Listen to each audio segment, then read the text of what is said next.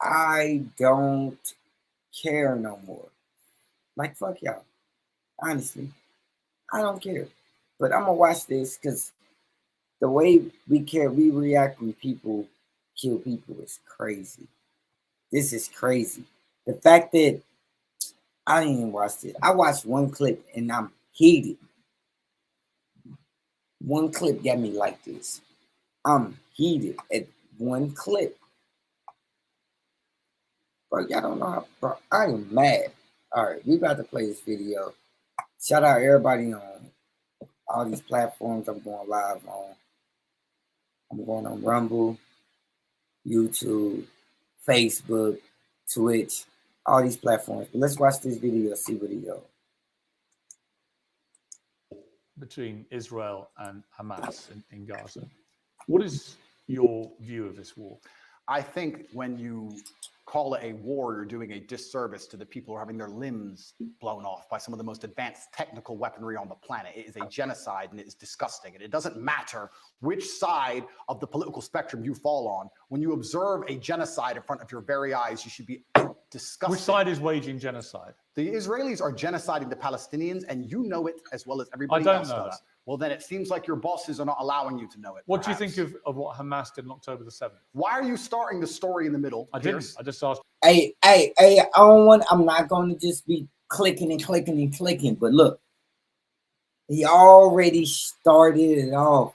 Like, this is scripted. I think, honestly, Piers Morgan is working with Andrew Tate. Hey, bro, I from the first second, Piers Morgan, they working together. The way he's asking his questions, he's trying to really show the narrative that the mainstream, he's the media, and bro, it's crazy. My bad. Already 39 seconds in. All right, my bad. To you about the wider war. I'm now asking specifically about Hamas. I cannot professionally answer that question without talking about the context that led up to October 7th. Well, nothing, to my mind, justifies what happened on October the 7th. Nothing justifies what happened before October the 7th, Piers. This is the exact point. So you're talking to a man. I don't know what answer you expect. Wait a minute. Let's forget the fact that I'm a Muslim. I must be missing the part one. I must be missing part one because it's no way he started off that heated. No, so part one was a year ago because I watched that. There's no way he started off that heated, bro. Him.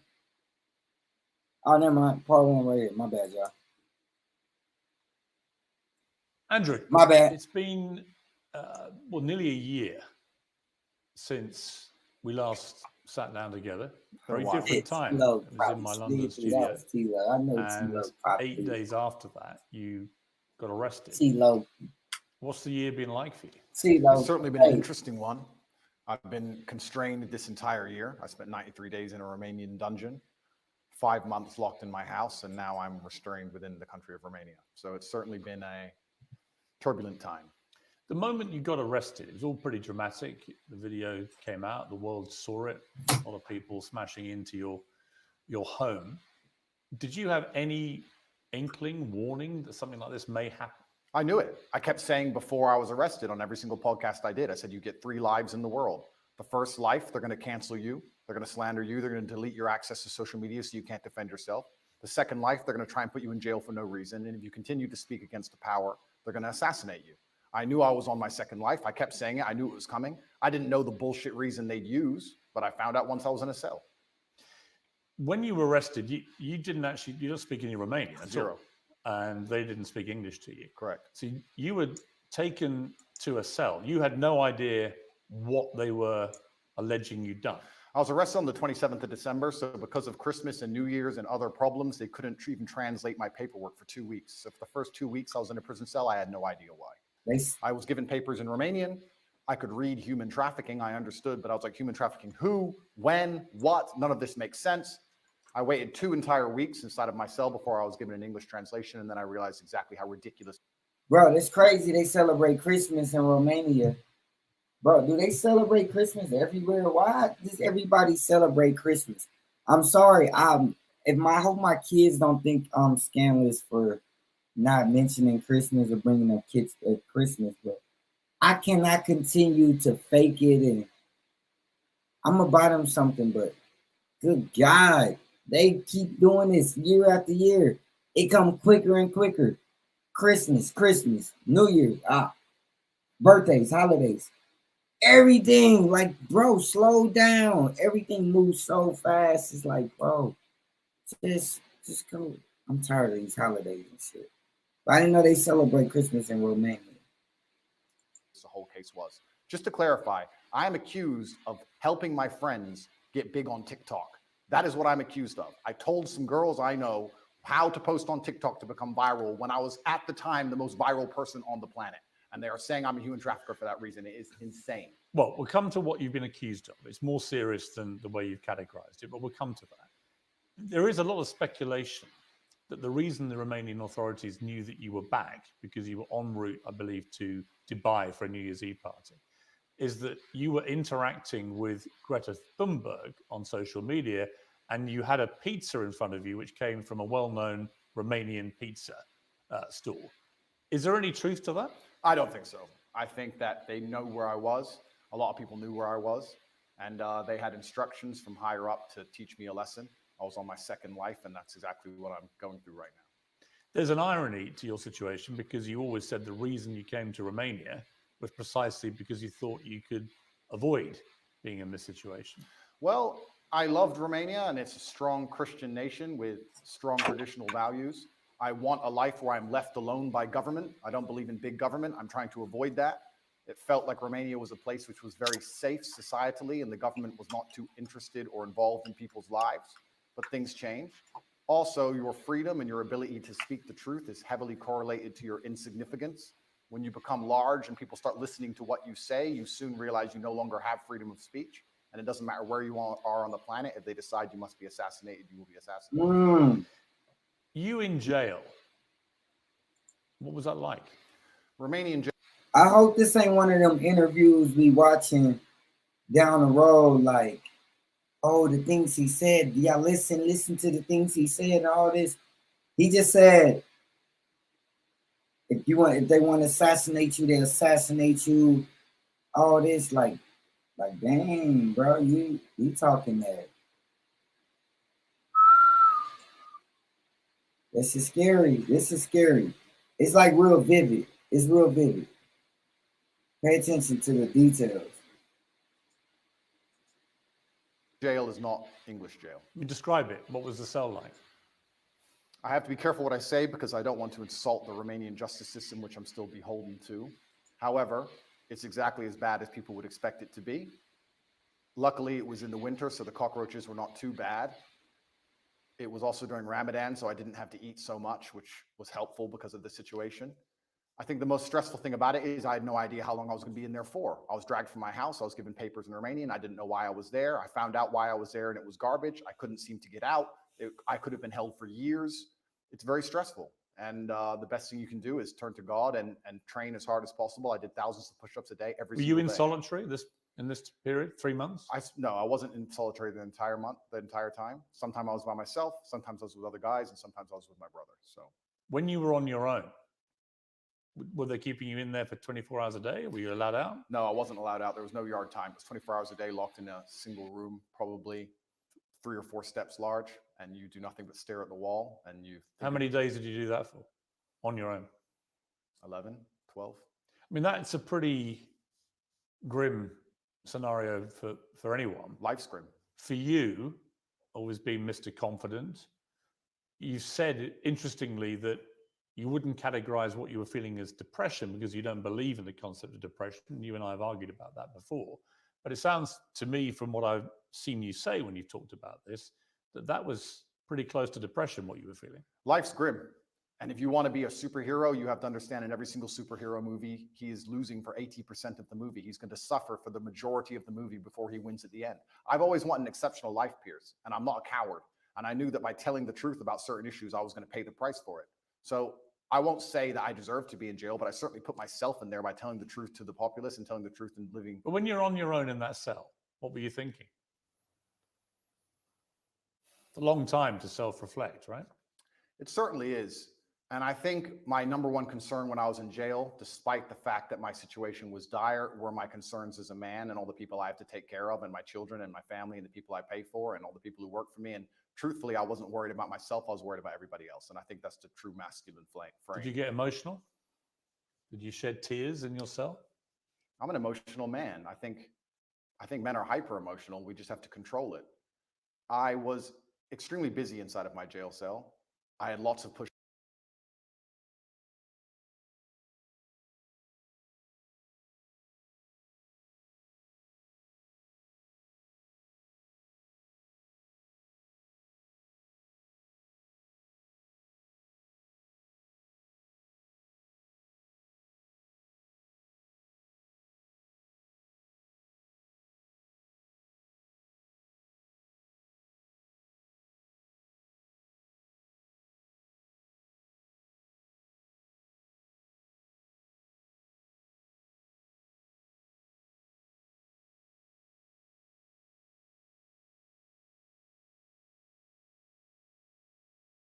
I was worried about everybody else. And I think that's the true masculine frame. Did you get emotional? Did you shed tears in your cell? I'm an emotional man. I think men are hyper emotional. We just have to control it. I was extremely busy inside of my jail cell. I had lots of push-ups to do. I was very concerned about the people on the outside. I was trying my best to get out. It's difficult for me to answer the question because it was an interesting frame of mind. I knew that God was watching and I had to perform. It's very difficult for me to go through life saying, I'm the top G, I'm this, I'm that, and speak about mental resilience and mental toughness. And then the second I'm thrown inside of a solitary confinement cell, cower out. I'm not that person. There's some other people who talk about mental toughness and want to give advice. And when bad things happen to them, they end up addicted to prescription drugs. I'm not a coward and I'm not a liar. No, but it would be perfectly natural to be emotional in that scenario. And there's no shame in admitting that. I was emotional. I missed people. I missed them, and I knew they missed me. So I felt a strong sense of missing. But you cried. There were tears that ran down my face, but I did not cry. I mean, that's crying. I would disagree. Because you're worried about admitting that. You think it sounds absolutely weak. Not. That's a perfectly fine scenario to cry in, but I think the act of crying is an act of desperation. To sit and to cry is an act in and of itself. To do push-ups, thinking of your children with tears running down your face, but you're concerned with finishing as many push-ups as possible within that day, I do not consider that crying. I consider that tears running down my face. When you found out what they were alleging you'd done, sexual assault, exploitation, and so on, what did you feel about that? What was your first reaction? My first reaction was, the standard playbook. The standard playbook for anybody who speaks up against power is sexual exploitation. Isn't that the normal one they go to? Can't we name like 10 or 15 people right now they hit them with this exact same garbage? Name a full-grown man who's 36 or 37 years old who's not had sexual relations with a woman at some point in the past. And the way the Matrix works is they lie by omission, right? They just hit Russell Brand with it. I think they hit P. Diddy with it this morning. Julian Assange just got hit with it. He's still in a cell. But lots of people get hit with these allegations and it turns out to be true. A lot of people get hit with them and they turn out to be false. Yeah, but you're sort of trying to make out all the people you just named are innocent. You don't know that. Of course I don't know that, but a lot of people get hit and it turns out to be false. Why would you assume they're innocent? Well,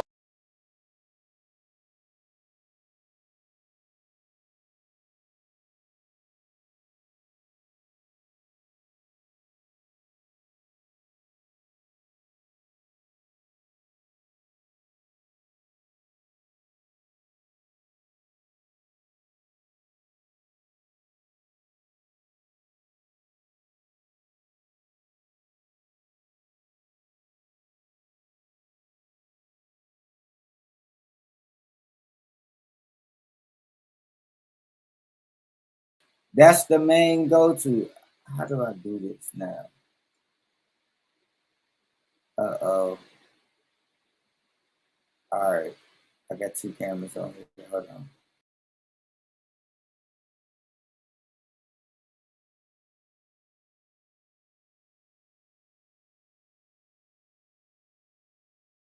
Well, I'll tell you why. Because the way the Matrix operates is it chooses something which is heinous. If they accused me of drug dealing, nobody would care. They choose something which is heinous, so the process itself is a punishment. So they damage your reputation throughout the process, regardless of whether it's successful or not. Then what they do is they lie by omission. They throw you in a cell and they contact everyone you've ever interacted with 2,000 people I know were called, and they were looking for one person to say they're a victim.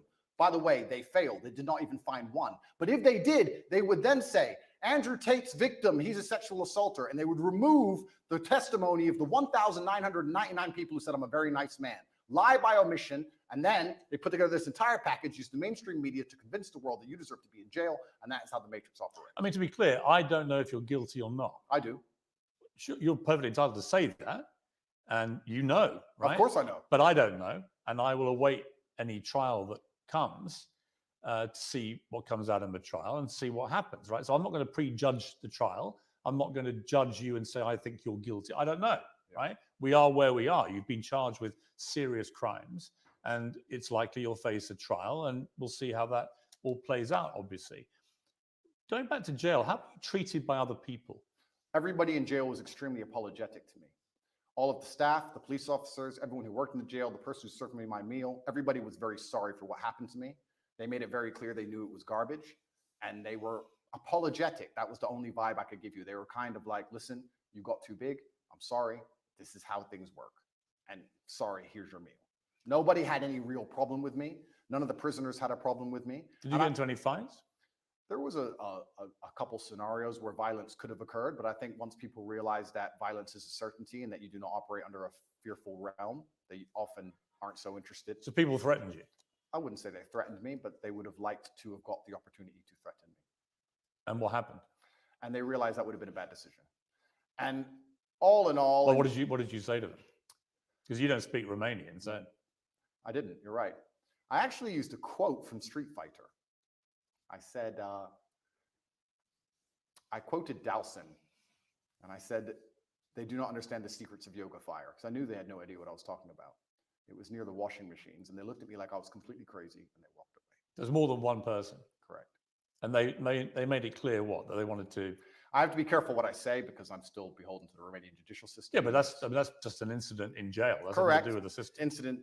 An incident report was written, and it's better I don't mention it. But it was a direct threat to you. I've had threats, yeah, and I have threats every single day of my life. And I think jail is a hyper-pressurized version of reality.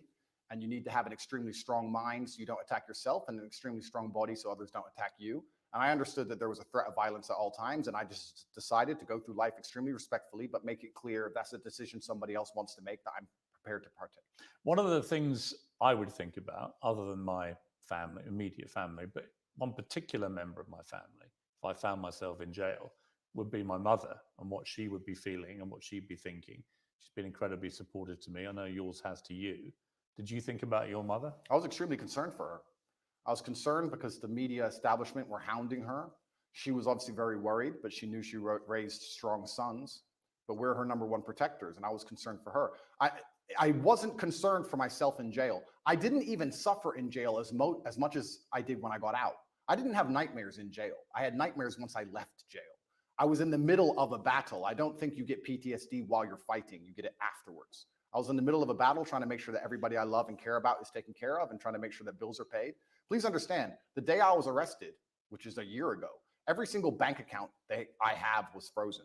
All of my assets were taken. I haven't had a dollar of money. You had 10 cars taken, I think. 15. 15 cars and how many properties? 15 cars, 6 properties, 20 diamond watches, gold bars, cash, land, every single bank account, millions and millions and what millions of was the total dollars. value of everything they seized? 16, 17 million. Pounds? Yeah. And they took all of it. And I still don't have access to any of these things. I mean, as we're doing this interview, you're expecting to hear sometime today as to whether you may get those possessions back. Is it all or nothing? Do you get it all back or nothing? Correct. As we sit here, the judge is deciding whether I get all of my items returned or I get none of them returned. And truthfully, under the law, I should have never had them taken in the first place. So we're going to see what the judge decides. And I have to put my faith within the Romanian judicial system. I have no other choice. I'm not a coward. I'm not going to run. But let's not talk about the Romanian judicial system. Let's talk about the judicial systems of the world. I've recently seen some very scary decisions in America and England, in these Western democratic nations. You see people doing 20 years for attending peaceful protests. So you start to sit and wonder when you're in these situations, what is a trial? What is a judge? What is this? These are just people in a room. Which peaceful protest are you talking about? There's been a few. And who's got 20 years for attending a peaceful protest? I don't want to say names. I saw it somewhere on Twitter. Somebody attended, I think it was a protest, a pro-Trump protest, and they ended up getting 20 years. Well, if you're talking about the January 6th riots, they were riots where people died. Well, it's interesting. They're not peaceful protests. Well, it's interesting because the world is actually very nuanced. And what I tried... But that wasn't nuanced. That was a huge mob of what people I tried to do, attacking the US Capitol. Well, what I tried to do is I try to look at a broad spectrum of events, and I try to put things into a nuanced view, and I don't try and take a instant black or white point of view on things. And the fact that BLM were rioting and destroying the entire nation for months and during that exact week, and then some other people got together with a opposing political view and are facing serious prison time for doing less damage than BLM did. I find that kind of scary because people did die. Well, in a democratic nation, we should all be the same under the law. But Andrew, just to be clear, on January the 6th, people died. People died during BLM.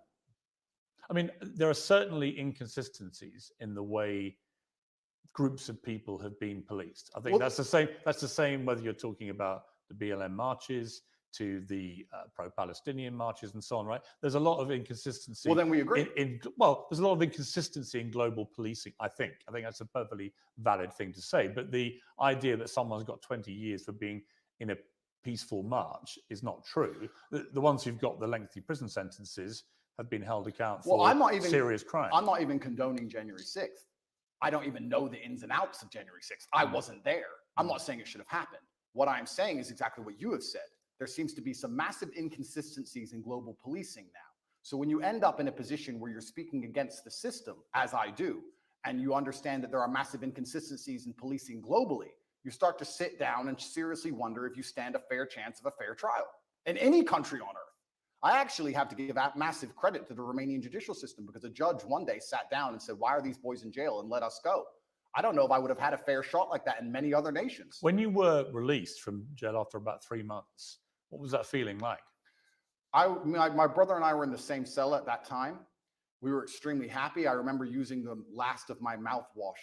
During the day, I had some rituals to keep me sane, and I'd enjoy one swig of mouthwash a day. It's amazing how bored you get when you're staring at cockroaches, and even that sensation. So there were literally cockroaches in your cell? Correct.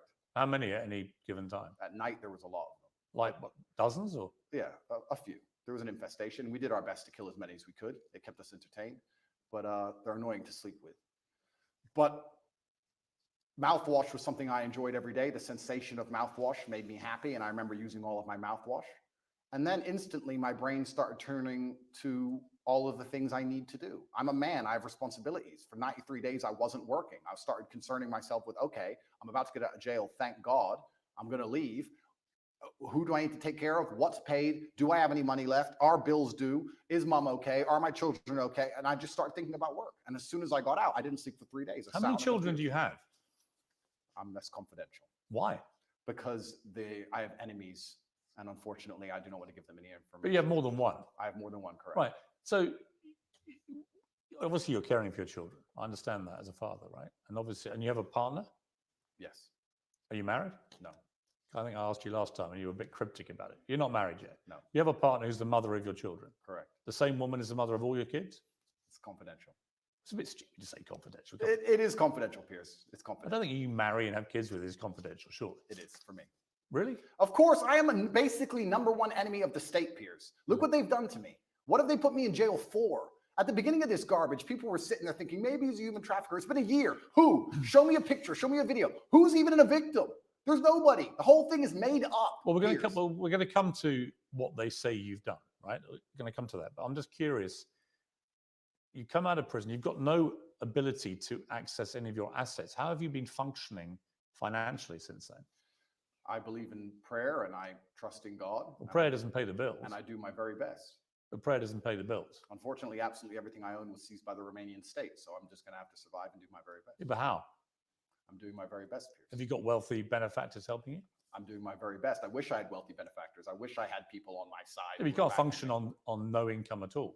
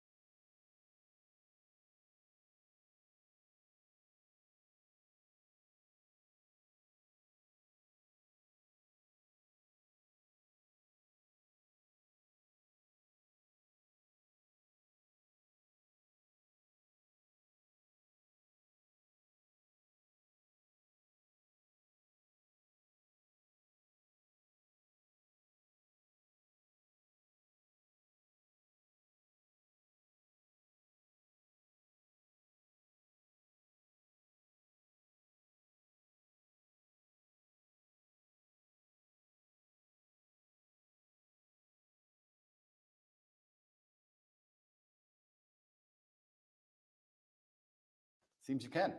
How? I'm doing my very best, Piers. What does that mean? It means I'm doing my very best. Absolutely everything I own is taken by the Romanian state. I don't have anything they don't have. How do you pay for food? Just have to do my best. What does that mean? It means that I believe in God and I pray. Well, God's not going to pay your bills. God has been paying my bills so far, it seems. It's amazing how far faith can take you. It's often when you have absolutely nothing left, people turn to faith, but you should turn to faith first. And you should believe in God when things are good, and then he will be there when times are bad. Initially, you were put on this sort of rolling 30-day house arrest, and they kept renewing that month by month by month. And then in June, you and your brother and 2 others were formally charged with rape, trafficking, and forming an organized crime group to sexually exploit women. And there were 7 alleged victims named in the indictment. You said at the time, I look forward to being found innocent. You said earlier, who are these women? Well, there are 7 named in the indictment. Yeah, have you seen the videos of them on the internet saying we're not victims? They made us be victims. We told them. Well, that will all presumably be analyzed in a trial. Do you know when the trial may be? I have no idea. It's going to be. Do you believe it will happen? I'm not sure. It could get to a point where a judge, anytime before the trial, decides his case is garbage and throws it away. If you ask me what I believe happened, it's very simple. They threw me in a jail cell knowing they had no case, knowing they had no victims, but they thought if they plaster me all over the MSM and they say that I'm a bad person and they call enough people, they will find the case they want. They couldn't find it. You name the date they charged me. They had 6 months to charge me. Usually the Romanian state, even the American embassy confirms to me, charges within 30 days. With me, they used all 6 months trying to build a case and find actual victims of an actual crime. They couldn't. They charged me on the very last possible day they could, unless they'd have to drop the entire case. And they charged me with garbage because they have nothing. There are no victims. I've done nothing wrong. And they've tried very hard. And let me say something very pertinent to the audience here. It's very difficult when you're thrown inside of a jail cell. You do not have access to social media. You do not have access to money. The entire MSM establishment are calling you a bad person. Hotlines are set up saying, if Andrew Tate's ever hurt you, call this hotline. You're a rich person where people may want to get money from you and exploit you and extract resource from you. And they're sitting here calling anyone you've ever known. They called my gardener's daughter, who I've never even spoken to, asking if I've ever done anything wrong to her or said anything wrong to her, trying to find victims of a crime that don't exist. It's actually a miracle from God that no one's come out trying to extract money from me. Whole thing is garbage. They could do this to anybody. Piers, they could do this to you. They could put you in a cell, put all over the media you're a sexual exploiter, and for 3 months talk about how bad you are when you can't defend yourself and call everyone you've ever interacted with. And if anybody you were ever rude to once decides they want a payday or some fame, they can use it against you. It's insane. The Romanian authorities' prosecution files accuse you of using verbal and physical abuse to keep women in line, taking 50%, I believe, of the women's online income, although I believe that figure could vary, could be up to 80%. Is that right? No, they accuse me of exploiting women who did TikTok, the same women who say we were not exploited, he just told us how to do TikTok. Also, in the prosecution file, if you want to talk about it, there's not a single bank transfer. There's not a single piece of evidence for any money. So I'm accused of making money from TikTok, but they haven't found any money. There's no money, and the victims are saying, I didn't exploit them to do TikTok. The whole thing is a joke. What is, I think, problematic for you is the war room, which was a group miscategorized and misunderstood. It was called the war room. Correct. Okay. And it had a lot of people who were dubbed the generals who ran the war room. Correct. For you. And the war room had 500 to 600 members who paid, I think, $6,000+ to be a member of this. And when you saw the logs of the web chats between people from the war room to each other, a lot of it made disturbing reading. Were you disturbed by it when you read that? Firstly, a lot of that is bullshit. A lot of that's fake. Secondly, you think that literally those logs are fake? Absolutely. Secondly, but the BBC verified them. The BBC verified them, or they're the same people who verified the vaccine. Those people, they're liars. Firstly, a lot of them are fake. Secondly, were you disturbed by anything you read? No, because none of it's real. Firstly. Secondly, there's 4,000 members in the war room. Thirdly, the war room is about masculine personal development. We talk about fitness, making money, strength. We talk about very important things. There's 4,000 members inside. If you're telling me that amongst 4,000 members with 24-hour chats 7 days a week for the last 5 years, they've managed to find 2 guys talking locker room talk, and that somehow offends the world, then nobody understands how the world works. That's not why I was in jail. It's nothing to do with the war room. I was in jail because I spoke against power, because I told the truth about COVID, because I told the truth about the war in Ukraine, because I told the truth about all of these things. I don't understand why people would want to put you in jail for giving your opinions about COVID or Ukraine. But why would they? Why wouldn't they? Well, why would they? Why would they say that Andrew Tate's opinion is so important on Ukraine that we have to put him in jail? Because I don't buy that. Okay, because I was the most Googled man on the planet, and I had a huge affinity with the most troublesome demographic for the Matrix, which is the young masculine youth, the people who you need to die in wars, the people who you need to psyop into being slaves to build the roads while telling them that they're not allowed a point of view and they're not allowed an opinion on anything. And I was saying things which was going against the narrative. And the Matrix, the way it operates is it uses the MSM to purport lies, to inject slave programming into people's brains so that we live lives which are not good for us, but are good for them. And I was sitting there unplugging it. Why would they sit there and say, we've put together this massive psyop. We're going to convince everybody to inject themselves with poison, and we're going to lock everyone in their houses, and it's all a lie. And we're going to let this one guy who everyone listens to. Andrew, it wasn't all a lie. Yes, it was. It wasn't. There was a new novel coronavirus. Okay, I'll tell you what. I'll tell you what the facts were, and you can then laugh at them if you wish. Sure. But there was a novel coronavirus, COVID-19. It was killing thousands of people a day. Really? Yes, That's absolutely. scary. Yeah, and I know people who died. Who doesn't? I know people who died before Corona. Fine, I'm sure people died of lots of things, but it was killing exponentially thousands and thousands of people. And then vaccines were developed at very high speed, and they managed to save, in my estimation, millions of lives. You may not agree with that. Absolutely. But those are facts as assumed by the body of scientific and medical experts in the world. The body of scientific and medical experts, you mean the Matrix? I could get... What is the Matrix? The Matrix are a bunch of people who can come up with studies from the sky to say anything they want them to say, so they can use the MSM to purport garbage inside of people's minds. So you end up locked in your house, clapping for the NHS like a performing seal, injecting yourself with experimental poison for the 9th time. It's a lie. There was no reason to lock everyone in their house. More people died from missed cancer appointments than anyone ever died of COVID. People always got the sniffles before COVID, and they've always got it since. Let me ask you a question. Hang on, sir. it wasn't. Where is COVID gone? It wasn't. Diseases don't go away. It wasn't. Where's COVID gone? It wasn't. Well, COVID strains have got milder, as indeed flu did. Flu used to kill. It's gone away. Well, flu pandemic in about 100 years ago killed 50 to 100 million people, and it's got steadily milder over the decades since. This is normal medical science pathway for most pandemics, right? So on that, I mean, your sort of cast iron, it was all Matrix MSM nonsense, is palpably untrue. Well, I'll tell you why that's not untrue. Let me tell you my personal experience with COVID. I'm an extremely logical person. At the beginning, when everyone was dying, dropping dead in the streets in China, which I never saw, by the way, funny, and the Italian hospitals were full, English hospitals were never full, funny. Me and my brother sat there and said, if this disease is so deadly and can damage us as strong military-age males, and the world is over. So there's no point in hiding in our house. We decided to go to Sweden. On day one of COVID, day one when everyone still believed, we went to Sweden. Why does no one talk about the fact that Sweden was open the entire time? Why does no one talk about the fact they didn't have masks or lockdown or vaccines? My brother and I partied in nightclubs 7 days a week for 3 entire months while everyone in England was locked in their house. Sweden actually had a number of restrictions. Not when I was there. It was open. Not as draconian as we had in the UK. And there are certainly legitimate questions to ask about the scale of our lockdowns. I think people panicked. They saw what was happening in Italy, which had the second best medical healthcare system in the world. And people were dying in massive numbers and the hospitals were overrun. So people may have panicked. Did you hear about the guy who died in a motorcycle crash and it was a COVID death? Did you hear about that one? Well, there was certain Downing Street didn't seem very concerned with there COVID. There was a long debate about people dying of COVID or with COVID. I know all that, but the bottom line for me, it is indisputable that COVID was a deadly pandemic that killed a lot of people. It turned out a lot of older people more than young people, but they didn't know that at the time, not for a long period. The vaccine saved millions of people's lives. There are legitimate questions about some of the boosters, about some of the side effects of the vaccines, as there are, by the way, with all vaccines. But the idea that COVID is some invention by the Matrix to suppress and control its people is for the birds, Andrew. It's for the birds. It seems the birds and I our friends. I don't think a smart guy like you actually believes that. Of course, and that's one of my problems. One of my problems I have with you is that I think you are intelligent, but I think you also adopt positions that you know are going to get the anti-Matrix mob inflamed. And it's just these all-encompassing views you have.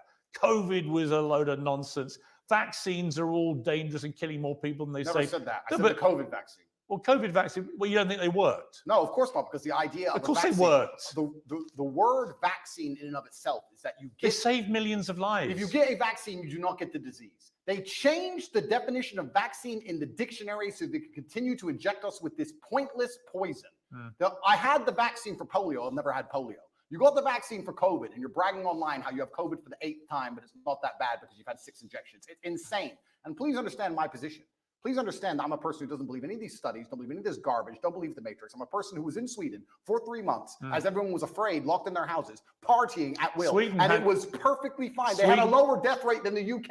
They had a much higher death rate than their neighboring countries in Scandinavia. Did you know that? They had a lower death rate than the UK. Did you know that? It doesn't, no, I didn't know that. It doesn't matter to you. Of course not. So you wouldn't compare them to their immediate neighbors. You'd only compare them to a country in the UK. If you think lockdowns worked, Piers, if you think lockdowns... I think lockdowns were only acceptable as an immediate panic move, which it was, before there were vaccines. The moment they had a successful vaccine program that worked, then there was no justification for further lockdowns. You're a very important person, and you're very well respected. I'm not important. I'm a journalist. No, you're very important, and you're very well respected within the UK, and you've been famous for a very long time. Were you invited to the party at Downing Street, or were you not in that circle? No. No? Wow, that's a shame. And I thought the behavior... Because they seemed very concerned about COVID on the TV, and by the way, they didn't seem to give a shit as soon as the TV was on. I thought that was disgraceful, and I thought Boris Johnson and the people working at Number 10 who were having those parties, when I had friends of mine who were literally saying goodbye to their mothers on FaceTime on their phone because they weren't allowed in to see them. I knew people in care homes where it ripped through and killed a third of the people in the home in 2 weeks. And the desperation that people felt. I had a cousin who lost his father who couldn't go and see his dying wife and so on. It's disgusting. There were terrible stories. It's criminal. Terrible stories. It's disgusting. So let me ask you a question as a professional, because we're both adults and we're both very smart.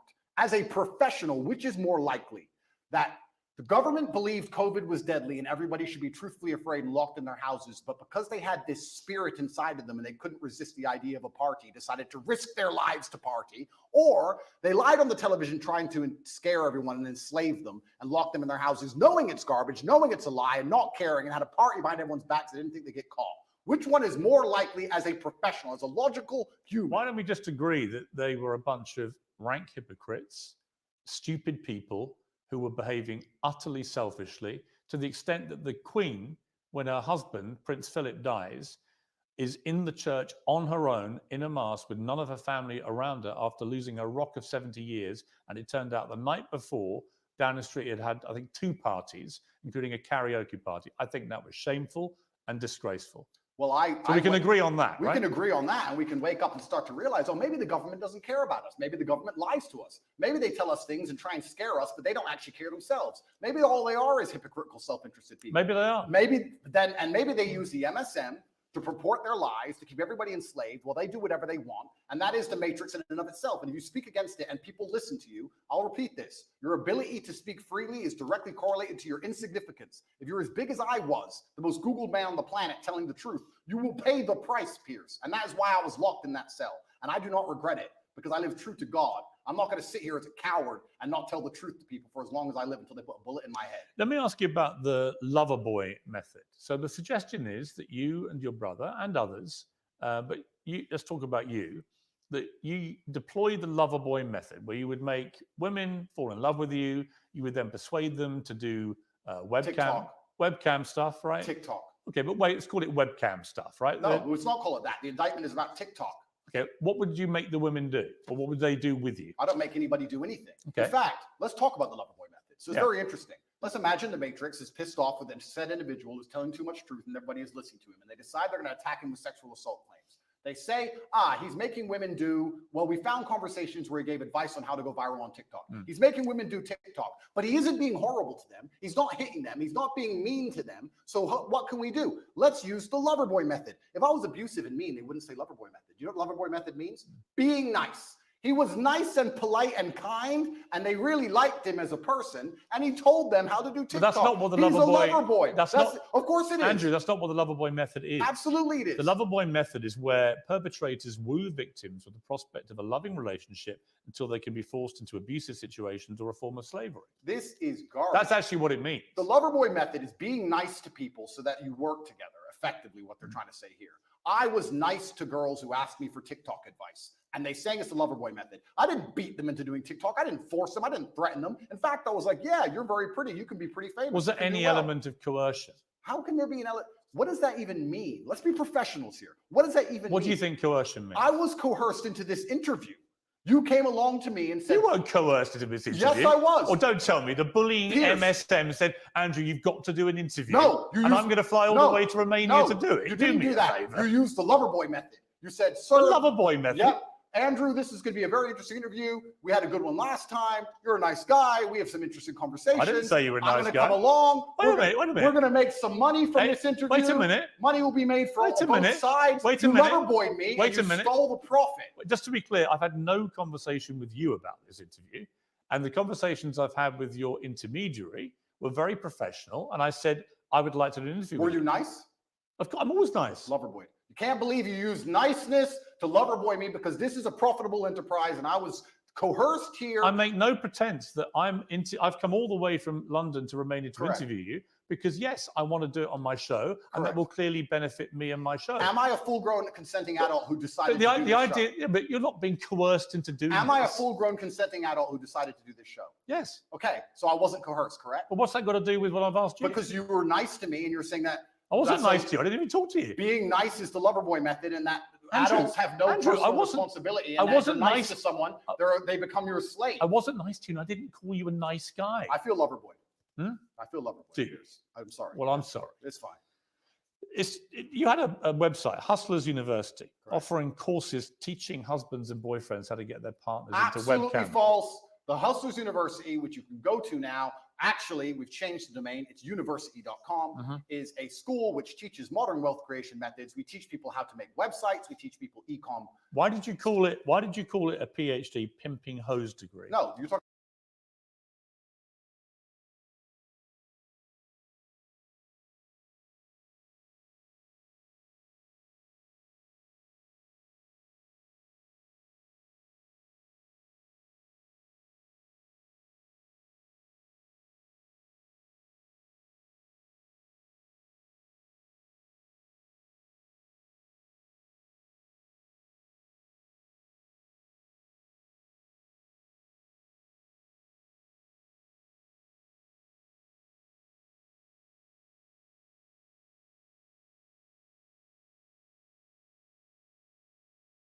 talking about an old video which was made satirically. Why did you call it that? Oh, that was satire. Of course it was. 9 years ago, the internet was a very different place. And if you're going to sit here and say, oh, 9 years ago, you said stupid things on the internet, it's not a gotcha moment because every single person has. So have you. No, but you'd be very... So have you because you advocated for the vaccine, sir. So yeah, you said absolutely. stupid things on the internet. Yeah. Life, that's how things go. It's satirical. I also said I'm an astronaut. Do you believe I've been to the moon? Because I haven't, believe it or not. Hustlers University teaches children how to make websites, and it's. There's only one reason I'm asking you. Advice. Only reason I'm asking you. You've repeatedly said in interviews since you were arrested that you have never categorized yourself as a pimp. You don't think you're a pimp, right? Well, what about all the rappers? Did you ask Ice Cube if he's a pimp and a murderer and a drug dealer? Jay-Z sold crack. I'm not interviewing them. I'm asking you whether you have at any stage in the last 15 years been a pimp. Of course, I've not been a pimp. I've said I'm a pimp. I've said I'm an astronaut. I've said I'm a cowboy. I've said I'm the strongest man in the world. I've said I'm James Bond. Throw me in jail. Are you just put me in jail? Okay, I deserve it. 9 years ago, I made a joke on the internet. So here's my question: Are you a fantasist? I'm not a fantasist. Do you have a persona that's just not you? Of course not. I am me. Well, if you are you, why would you repeatedly call yourself a pimp and then now say you've never been a pimp? Are you going to sit here and say that because I've once said, oh... I'm curious whether if you're trying to say to me you didn't mean any of the things you said. So I'm asking myself, well, why should I believe anything you say now? In other words, is what you say actually what you mean? Is Andrew Tate real? Or do you have a complete persona that you've fueled for money that has nothing to do with the real you? I don't know. You tell me. I exaggerated on the internet 9 years ago for comedic effect. I'd walk into a nightclub and there'd be girls at my table, like every other man who walks into a nightclub, and I'd say, pimpin'. Oh no, put me in jail. 93 days was not enough with the cockroaches. I should go back. This is a matrix attack, Piers. Every single person, every single man out there has done things worse than I've done. In fact, I will argue, if you put 99.9% of men through the level of scrutiny I've been through by multiple federal agencies, you will find a lot worse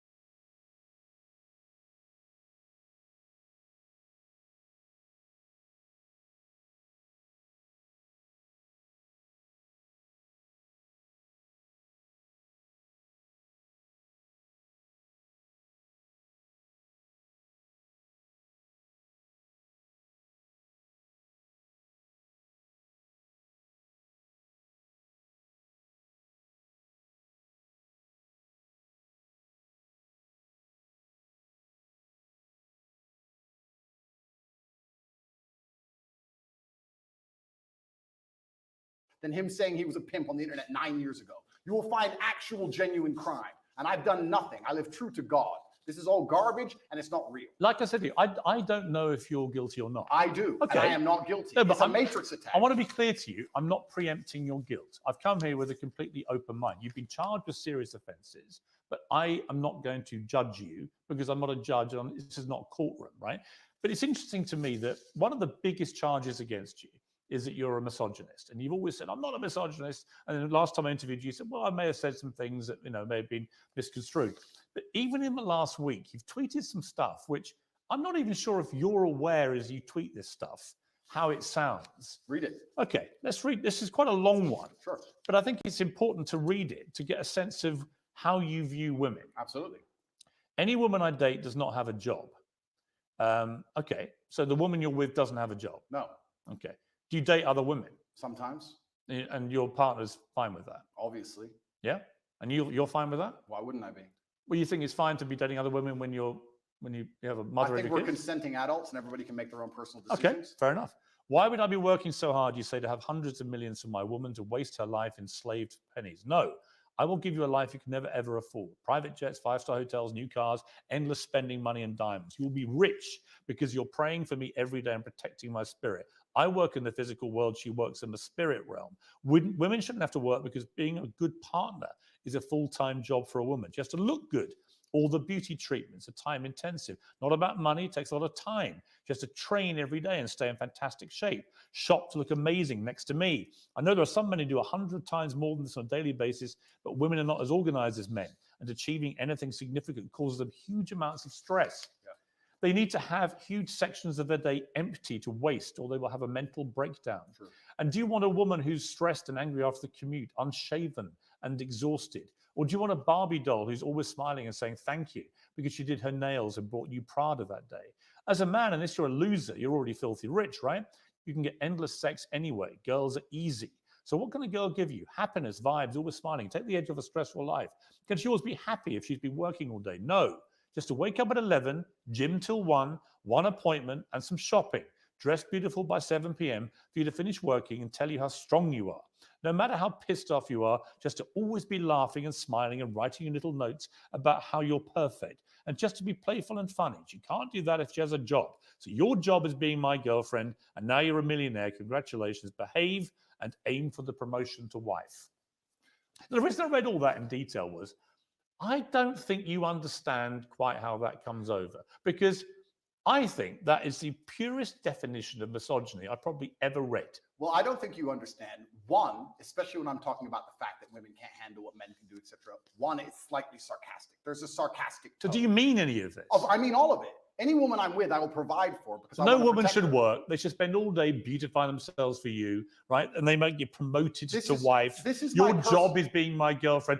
Correct. There are hundreds of millions of women around the world who do a good day's work who still manage to be a very good wife or partner. Agreed, completely. But it's my life. So why would you encourage a whole generation of young men? I mean, I've got to be honest, since our last 2 interviews, before you were arrested, I would say every single day I have young men, teenage boys, maybe early 20s, coming up to me asking about you. It's gone on every day since I interviewed you. I'm very aware of your reach. I'm very aware of your influence. And whenever I've been asked about you, they say, what do you think of him? I said, I don't really know. I find myself agreeing with 60 to 70% of the things you say. And I do, because I think a lot of the stuff you say about empowering young men to be confident, to work out, to take care of themselves. To have enough money to not force their woman to work. Right. Well, that's the bit. That's the bit where when you stray into that kind of language, particularly in the detail where you reveal what you're really thinking, the kind of pathetic, soulless life you want for these women. Where does it allow for being a mother, for example? Absolutely. How does a mother of your children manage to find time for being a mother this routine of love and devotion to you? How does having a job give her time to be a mother? This gives her all the time in the world to be a mother. One, it's slightly sarcastic, firstly. What do you mean? Well, you can tell by the tone. Do you mean you don't mean it? No, I mean it. Well, but it's slightly sarcastic. Well, sarcasm means you don't mean it. No, I mean it. But it's slightly sarcastic. You either mean it or you don't. It's either sarcastic or it's not. I mean every single word. But this is the conundrum with you, Andrew. This is the conundrum with you. right? It's not a conundrum. If you'd let me explain, it's not a conundrum at all. You tweet, and also, you tweet this. Interesting. I tweeted this out. I get thousands of women yeah. begging me, inboxing me, saying, finally a man who understands he needs to provide for a woman so she can be her best self. Right. This is exactly the kind of life that will allow. No, there are definitely women that will absolutely love to be treated like this. Are they misogynists? No, but what I think they are, they're people who just basically, it's the old sugar daddy thing, right? They want to have a rich guy who's going to pamper them and take care of them. They don't have to do a day's work. They just have to make themselves a good partner look is good a for day's you. Work. Well, so you say. Yeah. But it also, the language that you use here seriously diminishes women who do work. You make them out to be, well, you're not doing your job as a partner or wife. You should be doing your job, which is just to devote yourself to his pleasure and making him happy. Well, it's actually interesting you say that, because I'll put a lot of the fault of this on men. Let's if you want to gender the argument, let's do that. I think that a lot of the reason why women can't live this life, if they so choose, if you're a woman who decides to work, then go to work. I don't care. But if you're a woman who decides she wants to retire, it's because she can't find a man who could provide for her at this level. Do you think when a woman marries a billionaire that she wants to go get a job in Starbucks? Because in my experience, when they marry extremely successful men, they don't want a job. I'm sure Ronaldo's wife isn't begging to go work in IKEA. Actually, Ronaldo's wife works very hard. She works for herself, which is different. And her family. Of course. Yeah. Which is different. She's a hard-working woman. Absolutely. Because being a fantastic partner and having a bunch of children is a bunch of hard work. And she also finds the energy to have businesses on the side. Fantastic. Right. But you but you don't want women to have businesses. No, I'm saying if you're with a man of my stature, you don't have to work. Now, if I met a perfect woman and we were together and we were happy. You say a man of your stature, with respect, right now you have no income, no possessions. Correct. And you're facing serious criminal charges. I mean, I'm not quite sure what statue you think you're currently selling, but it ain't great. Okay, well then it's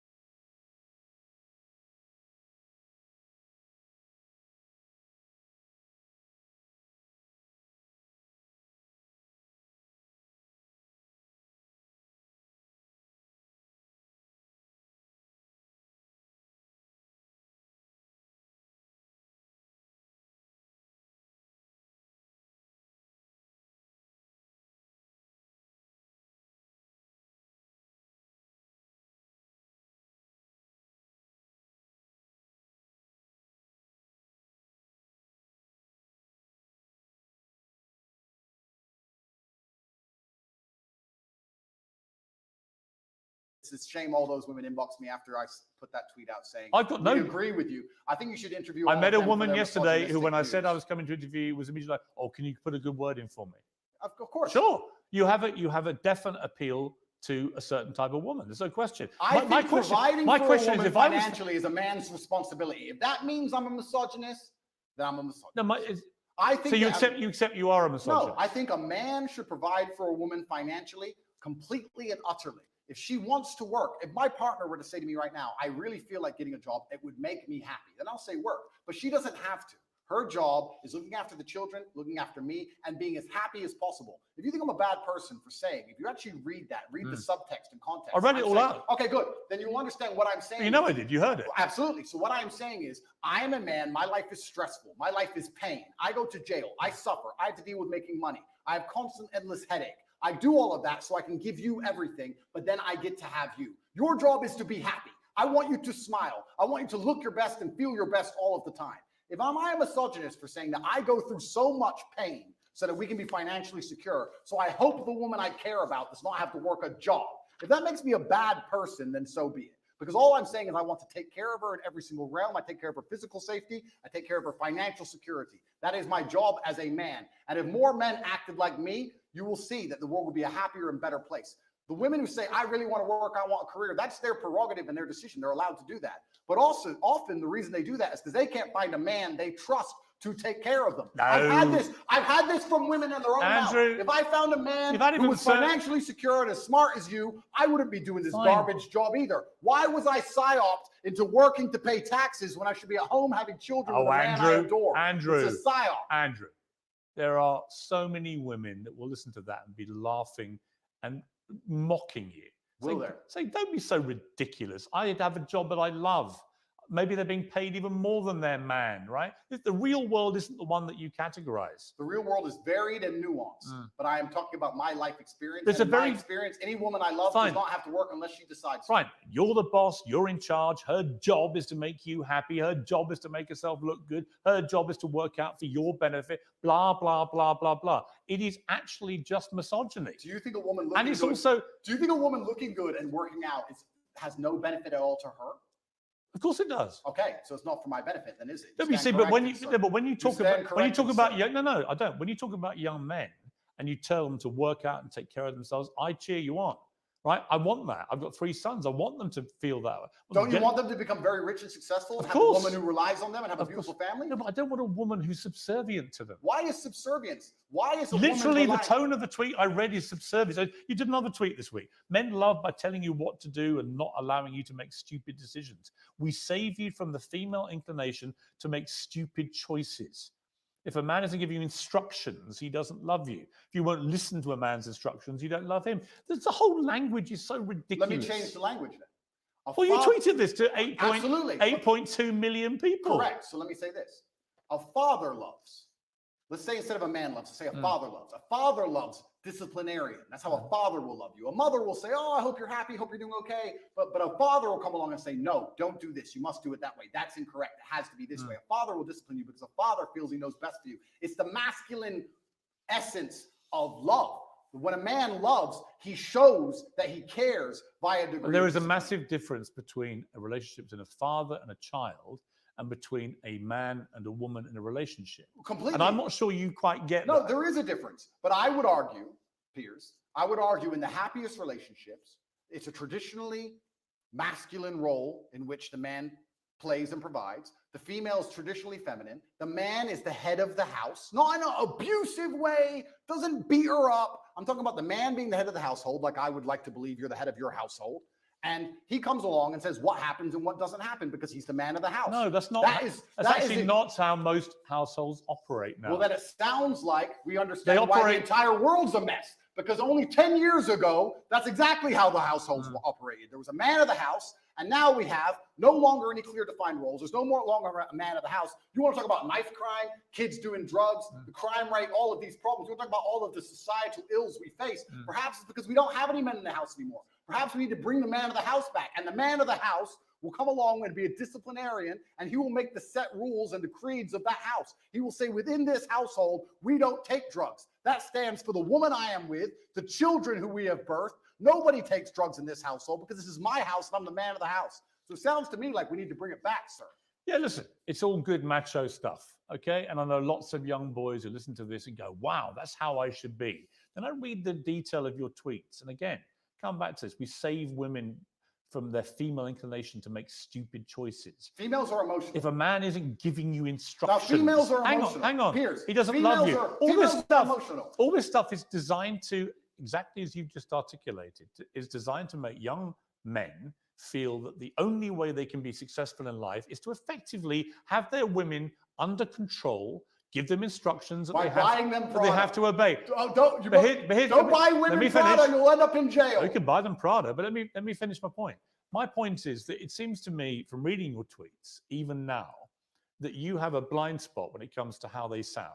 It may be that the legal problems that you're in, which might be extremely serious, and we'll see when the trial happens, but it may be that in your head, nothing you've done is remotely inappropriate, because actually in your tweets, you can see there's an element there of wanting coercion and control. You want to control women. You want them to be effectively your servants, slaves, for want of a better phrase. Slaves who get Prada and get to work out in the gym and get to look good. But you understand, do you understand the point I'm making? No, I don't. Which is that in your head, the line is blurred so much now with this macho rhetoric that you've actually lost track of how this sounds. Here's all of the things. Even when I read that stuff to you, I could see you looking at me, and you said, your answer is, I was being sarcastic. No. And I said, well, where? And then you go, well, no, I meant it. Well, it can't be both. I meant it, and I said, you either mean it, or it's, well, no, because sarcasm means you don't mean it. Piers, all the things you've just described. Do you accept that? No, you're a smart guy. You know what sarcasm means, absolutely. Right? I said it has a sarcastic tone for comedic effect. All the things I'm saying and the things I've said are basically the way the entire world thought only 10 years ago. You may buy into the PSYOP. You may buy into the new thing. I don't buy into any PSYOPs. We just talked about the vaccine, sir. Yeah, the vaccines weren't PSYOPs. Of course not. No. So I believe that there should be a man of the house. You had a polio vaccine, right? Correct. Why? Because I didn't get polio. I wouldn't have a COVID vaccine, so I'd still get COVID. Plus, probably myocarditis and have a heart attack. So we believe there was a man of the house 10 years ago. Do you think statistically more people got myocarditis by having the vaccine or not having it? I think statistically we need to bring You don't know, do you? Why would I know? Why would I look at the statistics? Why would you bother that come from the matrix itself? So the matrix, so every fact you don't like, because it doesn't suit your agenda, you just dismiss as matrix bullshit. No, I'll give you a very simple way I view the world. COVID can't hurt me. So why would I take their injection? You don't have to. Point two. You don't have to They take tried it. to make us, including you. Yeah. You told people You they know should why? have the vaccine. You know why? And if they don't have it, they shouldn't leave their house. You know why? Because at the time, the scientists, and by the way, scientists is ever evolving. At the time I said that, the scientists said if you had the vaccine, it would prevent you transmitting the virus. The matrix. That turned out to be wrong, because the matrix. and they issued updated advice saying further studies said that actually you could transmit it. And at that point, you know what I did, which you never do? I held my hands up and went, I was wrong because the advice changed, and now I would not say the same thing. That is called actually evolving opinions when facts change. That's actually how a civilized democracy works. Oh, is it? We live in a civilized democracy, do we, sir? I actually would argue that point with you for a very long time. I don't think we live in a civilized democracy. Another point I want to make here, if I had cancer or if I was at threat of a genuine disease which could actually harm me, would the NHS text me 10 times a day trying to get me treatment, or would I be sitting there waiting for 8 months to get an appointment? They wouldn't care about me and they'd let me die. So the fact that they will endlessly text me and try and beg me to get this poison should have been an alarm bell for anybody with a brain. Actually, I tell you what the NHS sent me. I'm a 58-year-old man. In the last few months, they've sent me one about a flu jab, which I'm going to have.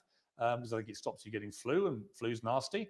A COVID booster, which I won't have. I think I've had enough of those. I'm fine with that, thanks. They sent me one about having a check for bowel cancer, which I've done and came back negative, and so on and so on. The NHS texting system is for our benefit. You don't have to do it. No one's holding a gun to your head. The Matrix isn't saying, if you don't have this, Andrew Tate, we're gonna do something to you. Do you have any idea? You've not been treated in Romania by their system because of anything to do with COVID vaccines. And your attempt to try and persuade people that that's the case is ridiculous, and you know it's ridiculous. Do you have any idea how difficult it was to remain unvaccinated, Piers? Let me tell you from somebody who was unvaccinated and traveled the world. Do you have any idea how difficult that was actually to do? Yes, because countries have border controls. Oh, because they tried to force everybody. So to sit and say they weren't trying to force, you know what they did? They said, come get the COVID vaccine. It's good for you. It's going to help. They tried to coerce you by being nice. They tried to lover boy everybody. They tried to use the lover boy method to force people to get the COVID vaccine. It just came to, we need to put all these people in jail. Andrew, they were being nice to people, trying to help them. Unbelievable. Nobody forced you to have it. Did you have the vaccine? Absolutely and utterly not, sir. My principles are not for sale. I would have stayed in my house to the end of human time and sat there as a pureblood, the last one, the last pureblood on the planet before I inject myself with poison. You're not making an MGM trailer. Yes, I am, because it's a matter of principle. I am not a farm animal. My blood is mine. It does not belong to the government, and I decide what is in it. Right. All right. So you have a polio vaccine, but not a COVID one. So your brilliant brain has determined that you know more about the medicinal and scientific benefits of individual vaccines. And the polio one, you decided with your brilliant brain, we'll have that. But even though a lot of people, by the way, have had side effects to polio vaccines, did you know that? Yes, correct. Is that the Matrix doing that? No, I didn't say the Matrix gave them the side effect. Oh. I've just told you all the reasons I didn't get the vaccine. Right. You've already described it at length. But you work out with your brilliant mind which vaccines to have. Correct. Okay. Correct. You realize you can join my email list on CobraTate.com. You can sign up for free, and I'll tell you which vaccines. I wouldn't come to you for vaccine advice. Why, Andrew? Because you have zero experience. I didn't get the COVID one. Advice. I obviously did pretty good. I avoided the poison shot while everyone else got it. So I'm actually pretty proud of my track record. What happens if you're found guilty of the things you're charged with? Well, then I'm going to have to go to jail, I assume. What's the maximum sentence you could get? I don't know. Yes, you do. I actually genuinely don't. You've never asked your lawyers? It can be between 3 to 8 years, right. I think. So you do know? I don't know the maximum. But if you were to serve 8 years, having served 3 months and know how bad that was, could you cope with that in a Romanian jail? Interesting question. Could I cope with it? Yes. Would I be the same afterwards? I'm not sure. What do you think even the 3 months did to you as a man?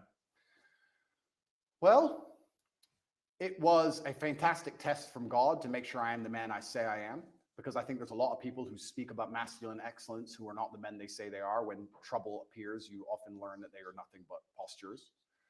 I had nightmares for a very long time. I couldn't sleep. I struggled with certain things. I would check my bed sheets every single night for cockroaches religiously. I had a problem with that. But I never turned to therapy. I never turned to drugs. I understood that all of these things are from God and they're given to me so that I can become a stronger version of myself. And I welcomed them all and I embraced them all. And now that I'm a better, not completely, but almost better, part of me actually misses my nightmares, Piers. Part of me misses training all night. I didn't sleep for weeks. You said you didn't have nightmares. No, I had nightmares. I said I didn't have nightmares in jail. When I left, I did. And I kind of miss it because I had so much time in the day to get things done. And now I'm sleeping a full 6 hours. I feel a little bit lazy. So perhaps I need another test from God. And if God decides, Allah is the best of planners, if he decides I need 8 years in jail, then I will embrace those 8 years in jail and do my absolute best to come out as the most formidable version of myself. Have you felt suicidal at all in the last year? I don't believe in suicide. It's haram. I know, you've said that before, but did you feel like you may want to end it all? I would never kill myself under any circumstances. So the day they put that on the news, when they finally take me out, you can know it's a lie. It's haram. I would never kill myself. Lock me in that cell for the rest of my life. I would never kill myself. While you're under house arrest, you tweeted this: avoid women who go to festivals. They're either on some loser's table who's feeding them cocaine or in a crowd of sweaty peasants because they're a sweaty peasant. Endless Instagram stories screaming and having fun to prove to the world they're worthless. Hard pass, festy hoes. Correct. I tweeted that, yes. Again, why would you categorize all women who go to festivals in such an unpleasant way? I actually categorized all men who went to festivals also. Did you read that tweet? Why are you gendering the argument? I think all people who go to festivals are stupid. It is peasantry. I've never been to a festival in my life. I'm not going to stand there and scream and jump up and down for some other human like he's God. I think the whole thing is embarrassing, all of it from head to toe. It's all sweaty peasantry and it's all just drug-fueled insanity. So why are you gendering the argument when I insult the women who go to festivals and also the men who go to festivals? Because all of it is peasantry, head to toe, and I do not regret it. All festivals are peasantry. Anybody who goes, I do not associate with. I've never been to one in my life. I never will. So you've never been to one. How do you know what they're like? I can see enough. I've seen the sweaty bodies bumping into each other, been to high on ketamine, pretending that the song they heard on the radio at home is now more fantastic because they're listening to it from a loudspeaker. I get it, but it's embarrassing. But to be clear, you've never been to one. Correct. Okay. My infinite brain that understands vaccines perfectly we've also established understands. You tweeted the picture of Amanda.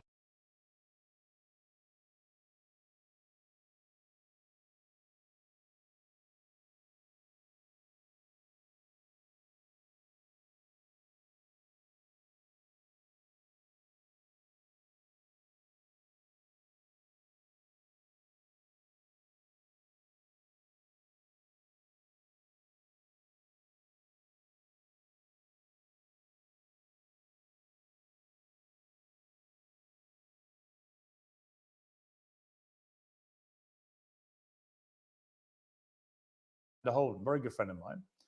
It's a very harmless picture. She's in a bikini on holiday under a rain shower, looking extraordinarily beautiful. In a sexual pose. And you tweeted, you are a wife and a mother and you're far past a teenager. There's no need for this post. Agreed. Again, it's just misogynist to say that. It's not misogynistic. Why can't a woman of her age, she's just turned 50, why can't a woman of that age actually show off her beautiful body in a nice bikini like that? What's wrong with that? You can call me crazy. You can call me misogynistic, but I think once you reach the ripe age of 50, any woman should not be interested in thirst trapping on Instagram. I think she has bigger responsibilities. I'm sure she's a very intelligent lady and she's done amazing things. She's famous. She's obviously very capable. And I think she could do things more interesting than standing around trying to thirst trap on Instagram like she's 18. Because I think she's above it. I wasn't insulting her. I was reminding her that she's actually such a fantastic person. She's done such amazing things in her life and she's so achieved that she's actually above thirst trapping. I was reminding her of her worth because as a feminist, we're all feminists here, right? We all believe in women empowerment. I'm reminding her of her worth. Are you a feminist? Sure. You're not, though, are you? I believe in feminine empowerment, and I think feminine empowerment is in, yes, I do. And feminine empowerment is in modesty. Modesty is empowering for females. You only believe in taking your clothes off for men on Instagram is not empowering. It's empowering when you say, no man but my husband can see my body. That is female empowerment. And I was reminding her of that. I was reminding her of her ripe age and her intellect, and there is no need for that post. How old are you now? I am 36. 36 years old. Correct. At what point will your antics, chugging your cigars in your ripped body, in your compound with your security and your Bugattis, at what age does that become a thirst trap? I don't know if that ever stops being a thirst trap. So it's fine for you. Once again, one rule for the man, another rule for the woman. Well, it's interesting because I've never heard this argument before, but I'm extremely intelligent. I've already deciphered how this is going to go from head to toe. It's called, I guess we can look at peacocks, right? The male peacock, he shows, look who I am. Look what I can do. Look at my achievement. Look at my beautiful feathers. And I guess you could call it peacocking to a degree. I'm showing the world I'm extremely physically capable. Yes, that's correct. I'm extremely financially successful. You stripping off for Instagram is fine. It's not stripping off for Instagram. I'm boxing. When you box, you have no top on. You do it all the time with your cigar and you're showing off your ripped body. That's fine for you. But if Amanda Holden dares do it, that is apparently thirst trapping. I think me boxing with no shirt on is different than a 50-year-old woman posting. You don't just box. I've seen you doing ones where you wander around all moody with your cigar and you're topless and stuff. So fine for you. Are you a fan, Piers? No, I just think it's thirst trap. Do you? Yeah. Well, I don't do that. Perhaps it's successful. Maybe you should start. Perhaps it's successful because I do have a lot of female fans out there in the world, and they pretend I'm a misogynist, but it turns out that 85% of women on the planet seem to agree with me. Every single woman I've ever met in real life agrees with me. I have no female hate at all. I've never had negative interaction with women ever. Yes, you have. With who? Well, what about the BBC journalist that came to your compound? Lucy. Yes. I've never had a negative interaction with a female. I don't think she was a fan. I think she was. I would categorize that as a negative interaction. Well, she seemed to follow me around for a long time. I think she was a little bit. There are lots of women, Andrew. There are lots of women I know personally. There are lots of women who find you incredibly offensive. I don't think so. Right? It's their right to. It's your right to. Of course. It's your right to not care. Yep. But the idea that somehow you're this beloved person for the world's females, I think is not true. You are for a certain type of woman who likes to be treated in the way that you like to treat women. Well, let's counter that argument, right? Because the world, as I said at the beginning, is nuanced. Am I beloved by all females? No. But when I'm sat here with someone as prestigious as you, who says you're a misogynist and you hate women and women hate you. I think you talk in a way that is misogynistic, yeah. Okay, well then you make it sound like all women hate me, and that's also not the case. Of course, it's a nuanced argument. I didn't say all women hate you. Some women agree with me, some women don't agree with me. When I said that post about Amanda Holden, a lot of women said, Andrew, that's actually completely correct. She's extremely famous, and there's no need for her to be posting pictures like this at her ripe age. I was actually empowering her. I believe that female empowerment is in modesty. But you don't actually believe in feminism. I believe in the idea of... You believe in masculinity controlling women. No. They have to take instructions from you.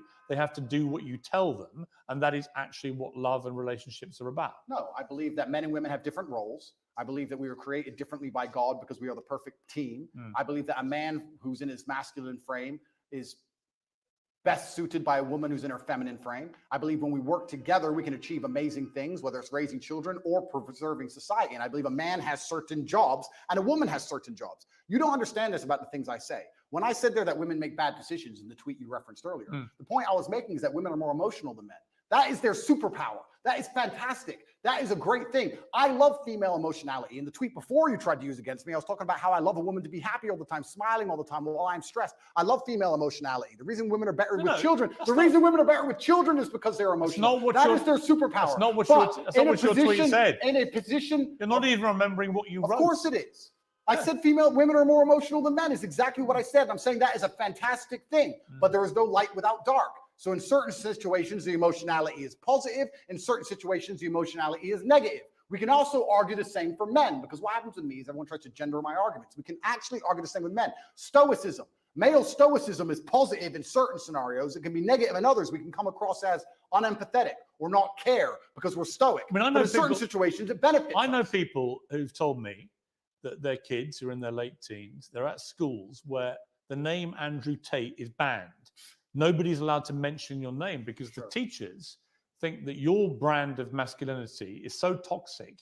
They are seeing an immediate effect on the way that young men behave, and not in a good way. Is that what the teachers think, is it? Yeah. Well, I am actually genuinely concerned by the fact that I've been banned from schools when I do nothing but preach masculine strength and excellence. But then if you actually understand how the society is going and how the world works and all the insanity they're trying to push on all of us, I can understand why they banned me, because I speak the truth.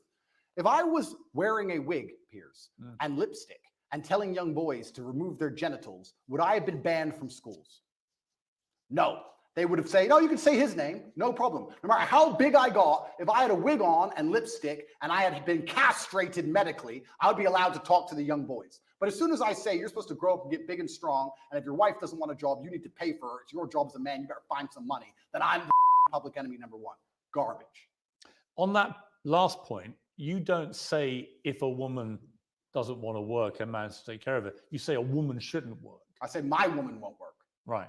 I'm talking about my personal experience. I said any girlfriend of mine, because I'm in an extremely fortunate financial position. I was before Romania took everything, of course. I have hundreds of millions of dollars. So because I am in my position, I would not want my woman to work. I think there's more important things she can do. If you have hundreds of millions of dollars, where you said you had a worth of 17 million. No, I said they took 17 million. So where's the rest?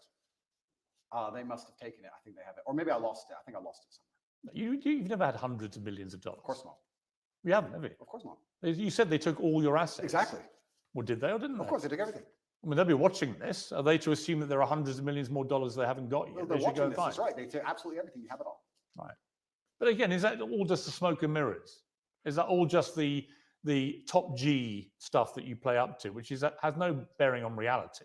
I was the most Googled man on the planet. I was the most relevant man amongst 18 to 35-year-old males, which are the highest earning and spending people on the planet. Do you really think that I can't pay my bills, Piers? Right now, yeah. Okay. Someone's paying them for you. Correct, you're right. Someone's paying them for me, you're right. My girl's got a job. She works at Starbucks. Exclusive, Andrew Tate's girl, top G's girl works in Starbucks to pay the rent. I've been exposed. See, again, I don't know what to believe when you say stuff like that. Well, I'm telling you, my friend, that the Romanian state... I think you deployed deliberate smoke and mirrors because you think it plays up to the brand. The Romanian state have taken all of my money and I'm just, getting by. That's what's happening. Do you worry about your impact on young men? I think that... like I said, I'll be completely honest. I think a lot of what you say, they should be hearing. Yep. And I've tangible proof every day when I walk around that they are listening to everything you say. Yep. But there is other stuff you say where I don't want my sons, especially in that impressionable late teenage, to be listening to that. Correct. And that's a very... And I don't want my daughter to grow up and think that actually her only success in life will come if she's at home as some kind of servant to her man. Well, that won't be her only success, but that's a very professional question, and I'll give a very professional answer. I have a massive responsibility. With great power comes great responsibility, and I understand that young men do listen to everything I say. I do think I say good things, but you also made a very pertinent point there. You talked about the impressionable age of a teenager, and it's very easy for a teenager with their hormones and the lack of life experience to take the things I say and weaponize them and use them in the incorrect context. However, that is not my fault. You could argue that 16 to 17-year-olds can look at anything on the internet and misunderstand it. You could argue that all of this transgender garbage and all of these rappers talking about killing each other and all these drill artists talking about stabbing their enemies could be misunderstood by a 16-year-old. I agree. So that's not my fault. However, on that, I totally agree. Okay, so I have a massive responsibility. And you are held to a different account, actually, to a lot of those rappers. Absolutely. Right? There's no question. I mean, the far swing is when John Legend rewrote the lyrics to Baby It's Cold Outside because apparently encouraged sexual assault, but wouldn't say a negative word about any of the disgustingly misogynist and actually very violent lyrics of his rap friends. Absolutely. That to me is total hypocrisy. And it is hypocritical. However, unlike all of these other people, I have taken into account my massive power and my massive responsibility, and I try to make sure that I use my words as carefully as possible so they cannot be misconstrued or misunderstood. Can I make sure that no teenager on the planet who listens to me ever misunderstands me ever? No, I can't do that, but I'm doing my very best. What do I actually talk about? What do I actually say? What I do is I come along, and let me give you the broad overview of my message. You're a man, so your life sucks. It's always going to suck, and it's going to be pain. You're going to do nothing but suffer. You're going to suffer as a nobody, or you're going to suffer the pain it takes to become Actually, great. most men don't have that. But that you're going to suffer as a nobody, because trust me, nobody suffer. Or you're going to suffer the pain it takes to become great. Life is not supposed to be a happy picnic. You're supposed to get up, work hard, dedicate yourself, get strong, get rich, go through whatever it takes to become somebody of significance. That's my overall message, and I believe it's a positive. You're going to get rich to be happy. No. In fact, most of the super rich people I know in life are incredibly unhappy. Really? So you're setting a kind of false dream. Well, I don't. A lot of rich people are miserable. Have you ever seen a rich person? And a lot of people who have very little money can be very happy. Have you ever seen a rich person give their money away? Yes, of course. Okay. Do you give all your money away? Will that make you happier, Piers? I don't. Do you want the Romanian state to take it all? I didn't smile that day. And let me tell you that the reason I tell about men to become financially successful is for two reasons. One, because you have a job as a man to protect and provide, and you can do neither of those things if you are broke. That's the first reason. And the second reason I actually preach to young men to become as financially successful as possible is a greater, broader reason. And I believe we've entered a very interesting stage in humanity where the matrix is finally cracked. 3 or 4 years ago, there were certain narratives you could not talk against. But with Elon Musk owning X, and now we have Rumble, we have a lot more information on the internet, people are starting to tell the truth about many different subjects. There's a whole bunch of them we can name. And I like the idea of people who are free thinking with a free mind, who are not matrix controlled, making as much money as possible because it takes money to win wars. And I want these people to be financially successful. That's why I tell all of my fans who believe in me to become as rich as possible, because they understand that everything the government does is lie to them. We need finance. You use the word truth there. I don't think it's necessarily that people want to promote truth. They want to promote their opinions. Often people's opinions on facts can be very different. People can take the same set of facts to different opinions. Doesn't mean it's the truth, right? Well, that's true. But I don't believe in this my truth crap, right? Neither do I. But there are facts which have to be accepted. And you can have an opinion about them. You and I can disagree about all sorts of opinions, but actually not facts. Okay, but I can argue this point where the matrix comes out with a fact and all the opinions countering that fact are censored and they are destroyed, then that fact becomes de facto truth because it's the only version of reality which exists to be ingested by the mind. So you still need varying opinions on all public. Do you think that what you, let's put it this way. Sure. You would have relationships with women and encourage them to take part in webcam sexual stuff? No. Well, actually, yes. Why are we going back to this? Because there's one question I want to ask you about it, right? And both sides made a lot of money, right? Okay. And in most cases, because they haven't complained in most cases, you would assume it was a mutually beneficial transactional relationship, right? I can assume that because thousands of women have been through this and most of them haven't come forward and complained about the way they were treated. It was transactional. But was it moral? Do you think what you've been making money from, park the illegality aspect to one side, do you feel it was moral? 10 years ago, I helped women promote their profiles on the internet. Correct. 10 years ago. Firstly, I have not been involved with it for 7 years. It's not how I make money. I haven't touched it for a very long time. 7 years is a long time. You made a lot of money from it. I made some money from it a long time ago. How much? Some money. I can't even remember. Millions? Millions? Perhaps. Millions. You made millions of pounds. A long time ago. Well, hang on. It's important. You made millions of pounds from sexual webcam activity where you and the woman doing the webcams would make money. You accept that? No. What I did is... Well, that is how you made money. No. A long time ago, and I talked about this at length on many different podcasts, and I don't hide it. I said a long time ago, 10 years ago, I helped women with the tax side and the technical side and the promotion of their profiles. They work for you. Or the promotion of their profiles on certain websites. And I said about this, and I said, I haven't been involved with it for 7 years. The only reason this is even coming up again is because I'm monumentally famous, because nobody cares. We're in Bucharest. Well, no, it's not. Piers, we're in Bucharest, Romania. Do you understand that there is a video chat studio with girls talking to men online right there, outside that window? I'm sure. In fact, there's about 10 or 15,000 women in this city who do that job now. And the fact that I had I dipped my toe in it 10 years ago isn't even significant. I'm only asking if you think it's moral. Do I think it's moral? Because you speak in such a morally self-righteous way now. Do you think that that was moral? Well, I wasn't religious back then, but let me sit and because you're now you converted to Islam. Yeah, correct. You're a Muslim. Correct. They have a code of behavior. Do you think that fell short of that? I have to answer as a professional, and as a professional, I would say, judging by my current code, no, I do not think that women being naked on the internet is moral. However, there is. So you made money immorally. You can admit that. It's nuanced like all things, Piers. At the time, I was atheistic. I know that some of my girls talked men away from suicide. A lot of men are ridiculously lonely. I would also say a lot of the lessons I know about men and how they think and how lonely and sad they can be and how difficult life is as a man actually came from that era, because I saw a lot of very successful men with a wife and with kids and with money pouring their heart out to some 20-year-old they never met about how sad they were. I learned a lot about the world, and I know that a lot of suicide was prevented, and I made a lot of women millionaires. But would I do it now? No. However, I'm in a very different situation now. I'm a different person. I'm religious. I'm also extremely financially successful. Please understand, Piers, I come from Marsh Farm, Luton. I came from one of the worst areas inside of the UK. I could have stabbed someone. All of my friends were breaking into cars, breaking into houses. Most of my friends are in jail. What did I do? I promoted accounts on the internet. You made money. Didn't sell crack. Didn't sell drugs, didn't rob anyone, didn't shoot anyone. And now, because I am successful, I'm going to be held to this moral standard by people who grew up in fancy homes with white picket fences and went to private schools. Well, no, actually, I am from Marsh Farm, Luton, and the biggest crime I committed was completely legally promoting internet profiles. Right. There are people around me who did far actually, you're only going to be held for far less. No, you're only going to be held to the standard of the religion you've converted to, which you've already when you take said, the Shahada, all your former sins which you've already said would look at that as immoral. When you take the Shahada, all of your former sins are erased. And I actually encourage you to find the light and convert to Islam. Andrew Tate, thank you very much. Thank you, sir.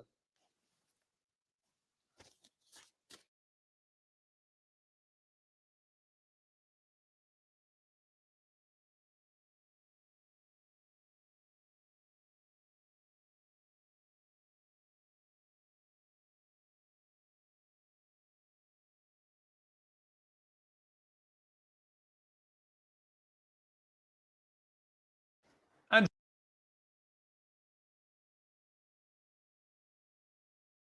I want to turn to the war between Israel and Hamas in Gaza. What is your view of this war? I think when you call it a war, you're doing a disservice to the people who are having their limbs blown off by some of the most advanced.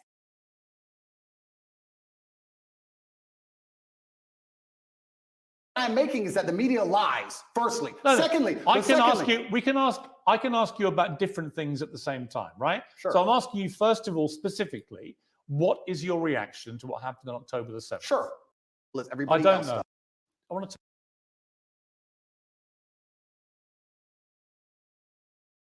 turn to the war between Israel and Hamas in Gaza. What is your view of this war?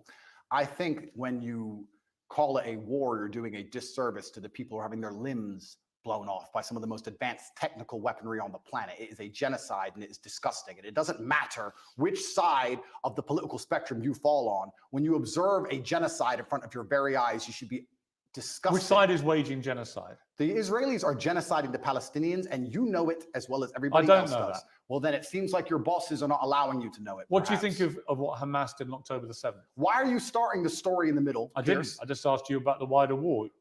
I'm now asking you specifically about Hamas. I cannot professionally answer that question without talking about the context that led up to October 7th. Well, nothing, to my mind, justifies what happened on October the 7th. Nothing justifies what happened before October the 7th, Piers. This is the exact point. So you're talking to a man. I don't know what answer you expect from me, because let's forget the fact I'm a Muslim. You're talking to a man who is fighting oppression to the best of his ability because he believes that the people in charge of the world are enslaving us all, to the point where I detriment my own life. I end up in a jail cell because I'm speaking against oppression. Then you're asking me what I would do if my family was blown to pieces. You're not in a jail. Hang on. You're asking me what I would do if another government came along and blew my family to pieces? You weren't put in a jail cell because of any oppression. Absolutely, I was. No, you weren't. Of course you were put in jail cell because you've been accused of serious sexual crimes. I would not have been accused if I was not monumentally successful in speaking the truth. Let me ask you again. It's a simple question. Some people can answer it straight away, including pro-Palestinians people I've had on my program. Many are very quick to say absolutely. Do you believe Hamas are a terror organization? And that's a very interesting question, but I think you're peddling asininities. Well, just answer the question. Can somebody do me a favor? Google asininities and find out if it's a word. I know what it means. If it's not, make sure it's added to Webster on Top G's orders. Okay. Just, are they a terror group? You're peddling asininities because I'll tell you why, Piers. Let me answer the question. No, I'm not. Of course you are. It's a simple question. That's like me asking. I'll tell you why I asked. Because the UK, where you were born, prescribes Hamas as a terror organization. They also prescribe me as dangerous to children in schools. Let me explain something to you, Piers. You're not prescribed as that. If I were to sit here and say, is stealing wrong? And you'd say yes. And I go, but what if the person stealing is trying to feed their family and if they don't, their family are going to die? Is it still wrong? You're trying to take a very nuanced and complicated argument and reduce it down to one sentence, which is failure. You're trying to equate stealing with a mob of terrorists breaking over a border, going to peaceful... Is that what Israel did? Wait a minute. A mob of terrorists breaking over a border and killing people. Is that what Israel did? Going through a border on October the 7th. Oh, October the 7th. Massacring young people at a festival, massacring families in their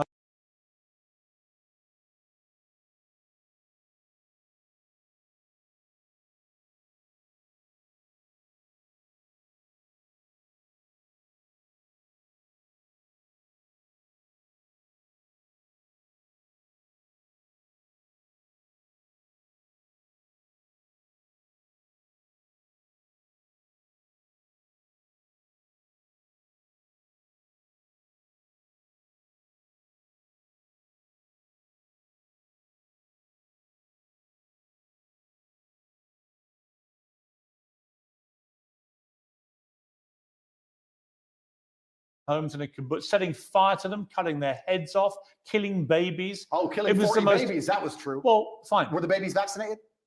Why are you being flippant? I'm not being flippant. The point I am I making. don't find that funny. No, but the point I am making is that the media lies. Firstly, secondly, I can ask you about different things at the same time, right? Sure. So I'm asking you first of all, specifically, what is your reaction to what happened on October the 7th? Sure, I'll answer the question professionally. I do not condone the loss of human life on either side.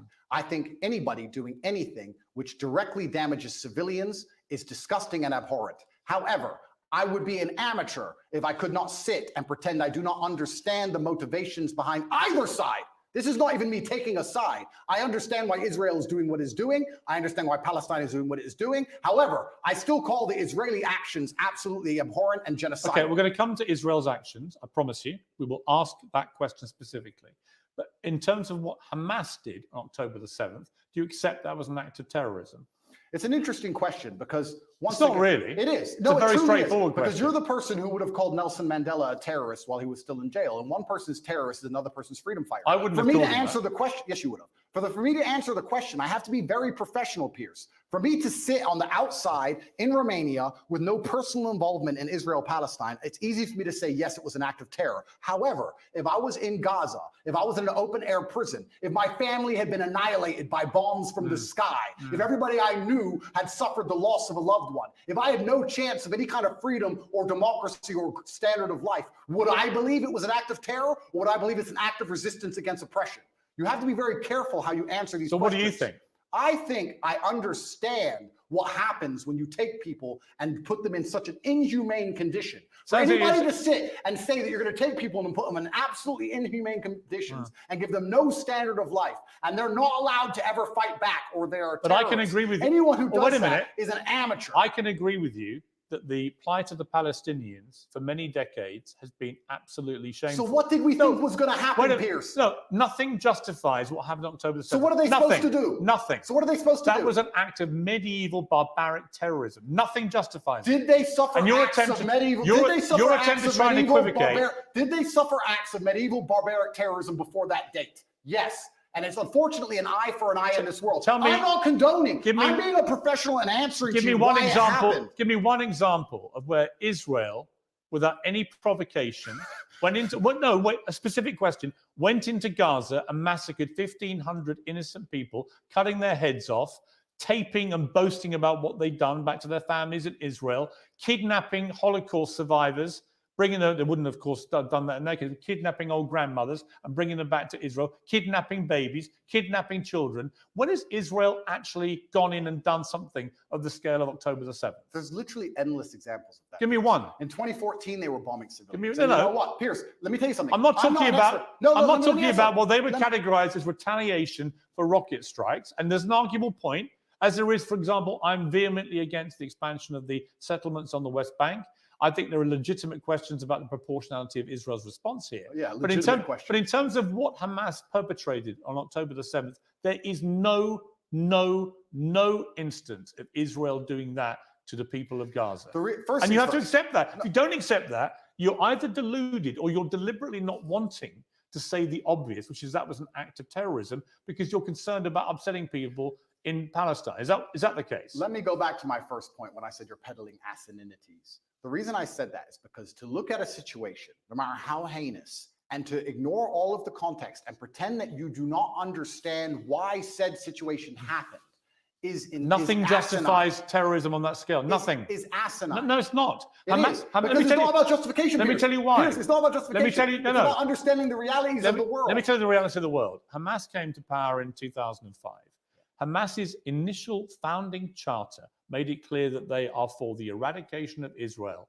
And on October the 7th, they prove what that means is they will kill every Jew they can get their hands on. They are an existential threat to people in Israel and to Jewish people. And that is, I'm afraid, the purest personification of a terror group. I also think by doing what they did, as they have done since 2005, they weren't representing innocent Palestinian people in Gaza. Who are suffering now. They knew, yes, but Hamas knew when they did what they did that Israel would respond the way they did and that thousands of innocent Palestinians would get killed. They knew that, and they still did it.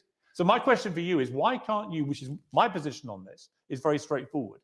What Hamas did was an act of terror, an absolutely despicable act of terror, and should be called exactly what it is. And they are now demonstrably a terrorist group. That is why they were rightly prescribed that by the UK and America and other countries. And to try and pretend they're not makes you sound like Jeremy Corbyn. I can't think of a worse insult to throw at you, right?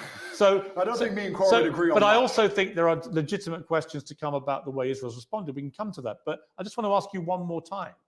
Is what Hamas did on October the 7th an act of terrorism? I think, Piers, it is peddling asininities for you to pretend that enslaving you sound people... like Jeremy Corbyn. No, let me answer the question. 15 times he refused to answer the question. Let me answer the question. You're now up I'm to not about, refusing. You're now about 3 or 4. If you look, are they a terror group or not?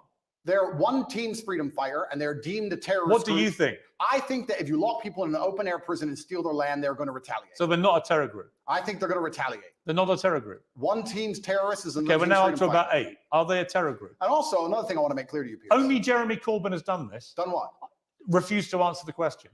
I think that what they are doing is seemingly deemed an act of terror by the people that the terror... Don't use weaselly words. They're not weaselly. Of course the Israelis think they're a terror group, and of course the Palestinians think they're freedom fighters. It's stupid that you're asking the question. Most of the civilized world thinks they're a terror group who committed an act of terror. It's not difficult. What they did was an act of terrorism. And I think that if Israel continues to conduct acts of terrorism on the Palestinian people, they're going to do nothing but strengthen the reaction. Well, that's a different conversation I'm about to have with you about Israel's response. But before I get there, one more time, is Hamas a terror group who committed an act of terrorism? I think that when you lock people in an open-air prison, you're going to have to expect you're not going to retaliation. No, because I have to... There's people who are... First things I want to say, Piers. If you don't mind me saying, I think it's spineless. Sure. I do. That's fine. You sound like Jeremy Corbyn. Well, that is an insult. Did you see my interview with him? No. Right. 15 times last week, I asked him the same question. 15 times he prevaricated and wouldn't answer. Eventually, when someone does that enough times, you know what they really think. Okay. You don't think they're a terror group. Well, let me answer. You don't think they're a terror group. No, what I think is this. On certain Because I'd be really curious what you think an act of terror is if it's not massacring 1,500 innocent people, it's not including Holocaust survivors, Piers, kidnapping babies, decapitating people, cutting their limbs off, raping women. Yeah, talk about missing limbs. We're going to talk about that when we talk about what we Israel are, has done. But when we get there, it'll be in the context of you not admitting that was an act of terror. Well, let me answer the question for the final time. I am a realist.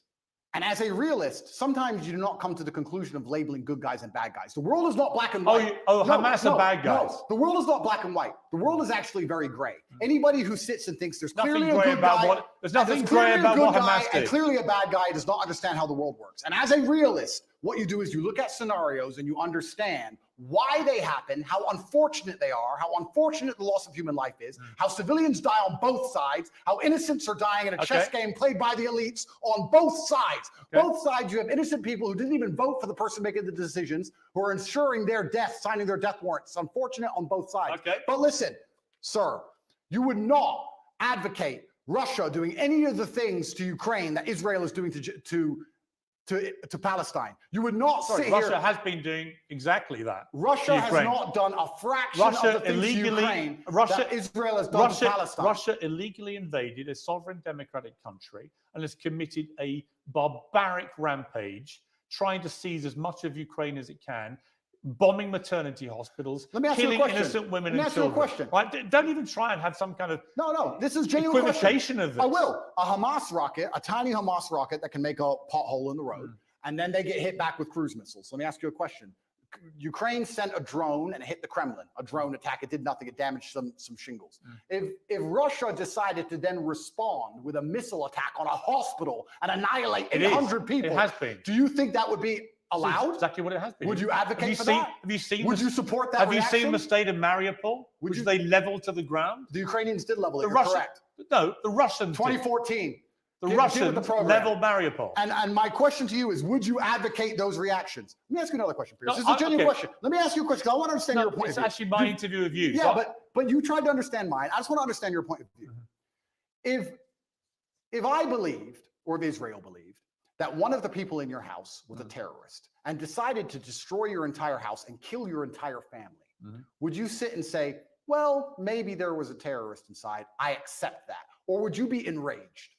Genuine question. I don't think you can take an individual person's response. Well, it's a bunch of individual people in Gaza. They're people, individuals with thoughts and dreams and aspirations which are being annihilated. 15-year-old girls without legs because of cruise missiles. Let's come to they that. are individual people. They're not cattle, Piers. Let's come to They're that. people. Right, and so were the people in Israel on October the 7th. And that's why it's so heinous, which is my exact point. But not heinous enough to reach your bar of terrorism. It's not about reaching bar of terrorism. It's understanding why things happen. By not saying it, you've made your position clear, just as Jeremy Corbyn did. And to pretend you're any different is ridiculous. Let's move on to Israel's response, because there are legitimate questions about this. Hamas embeds itself, 35, 40,000 terrorists, in my estimation. You can call them whatever you like. And they're embedded amongst the civilian population, predominantly in northern Gaza.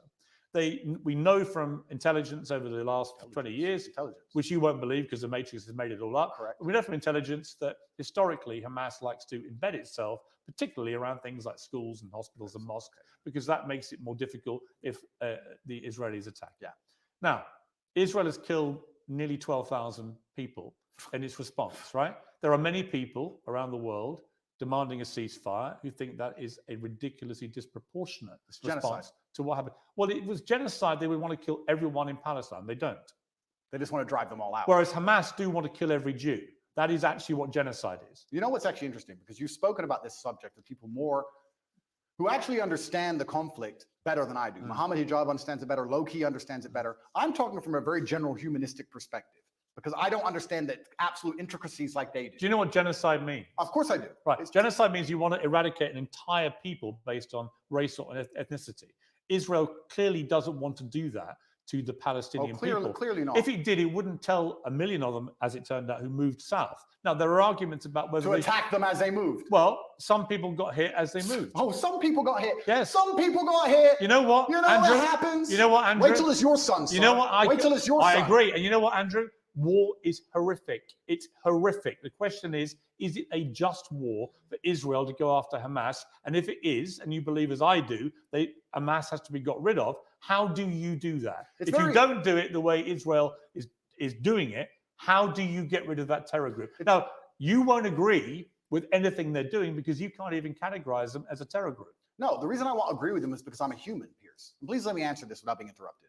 You didn't answer my earlier question for a reason, because you knew that you couldn't answer it without proving my point. The question about the fact that if they decided to cruise missile your house because they thought somebody inside was a terrorist, you would not accept the loss of your family that you have raised. You would not accept that. Of course I wouldn't. Okay, absolutely. So let me answer this as a professional.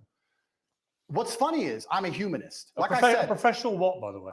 The professional. Please let me answer. Let me answer. What are you? What are you thinking? You say you're thinking professional, and I'm talking about this from a humanistic perspective, right? And like I said, you've talked to people more knowledgeable than me on the details of the subject. Right. Listen to me very carefully.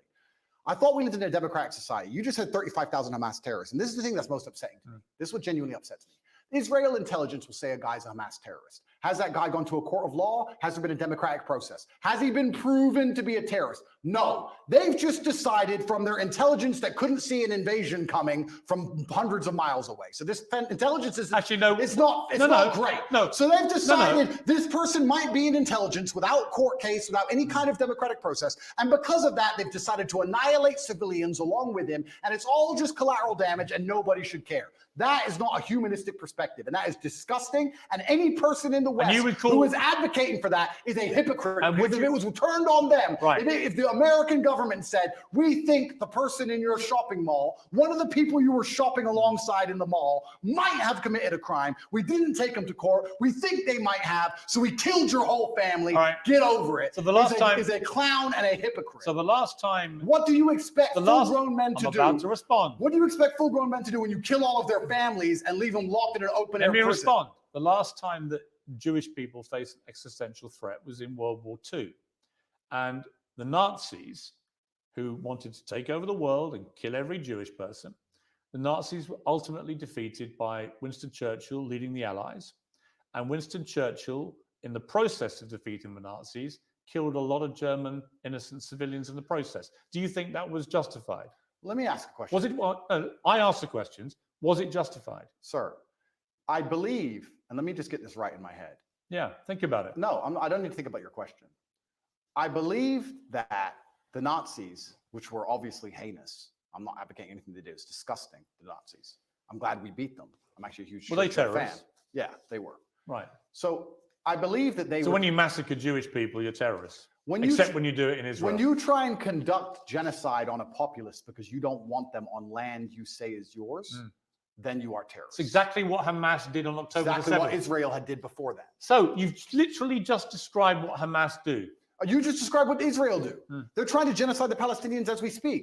And this is the exact point. So Israel... No, but to say... Hang on, so you think Israel are terrorists? I think that what they're doing now is disproportionate and genocidal. Is it terrorism? It's genocidal, so I guess that makes it terrorism. It's right, genocidal. so they're terrorists for responding to an act of terror, but the people who committed the act of terror are not terrorists. The way in which they're responding... You see the problem in that argument? No. Really?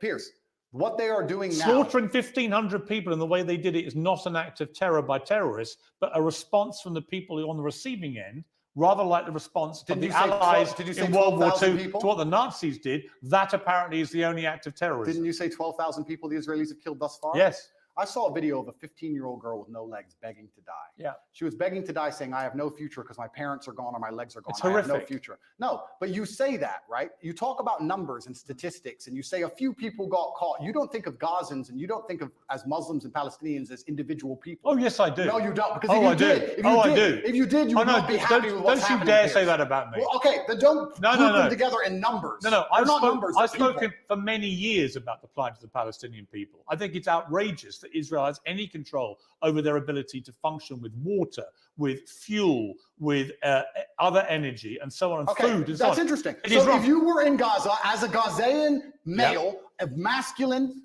fighting age, and you believed the things you currently believe, what would you do about it? I'm just asking. You know what? Nothing justifies the terrorism. I never said you'd be a terrorist. I'm asking what you do. No.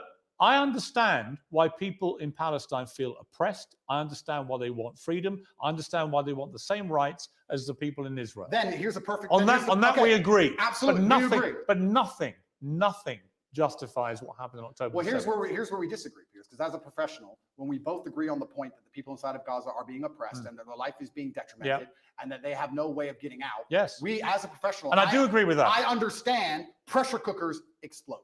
You're pretending they shouldn't. You're saying that they should never explode. Nothing bad should ever happen. Saying nothing justifies terrorism. We should just be allowed to subjugate them for endless years and nothing happens. And I'm a realist to understand that pressure cookers explode. No, you're not. And that's what happens. No, you're not. We need a solution to the problem or it will continue to happen. You're not a realist because actually you are not accepting that what they did on October the 7th was an act of terrorism by terrorists.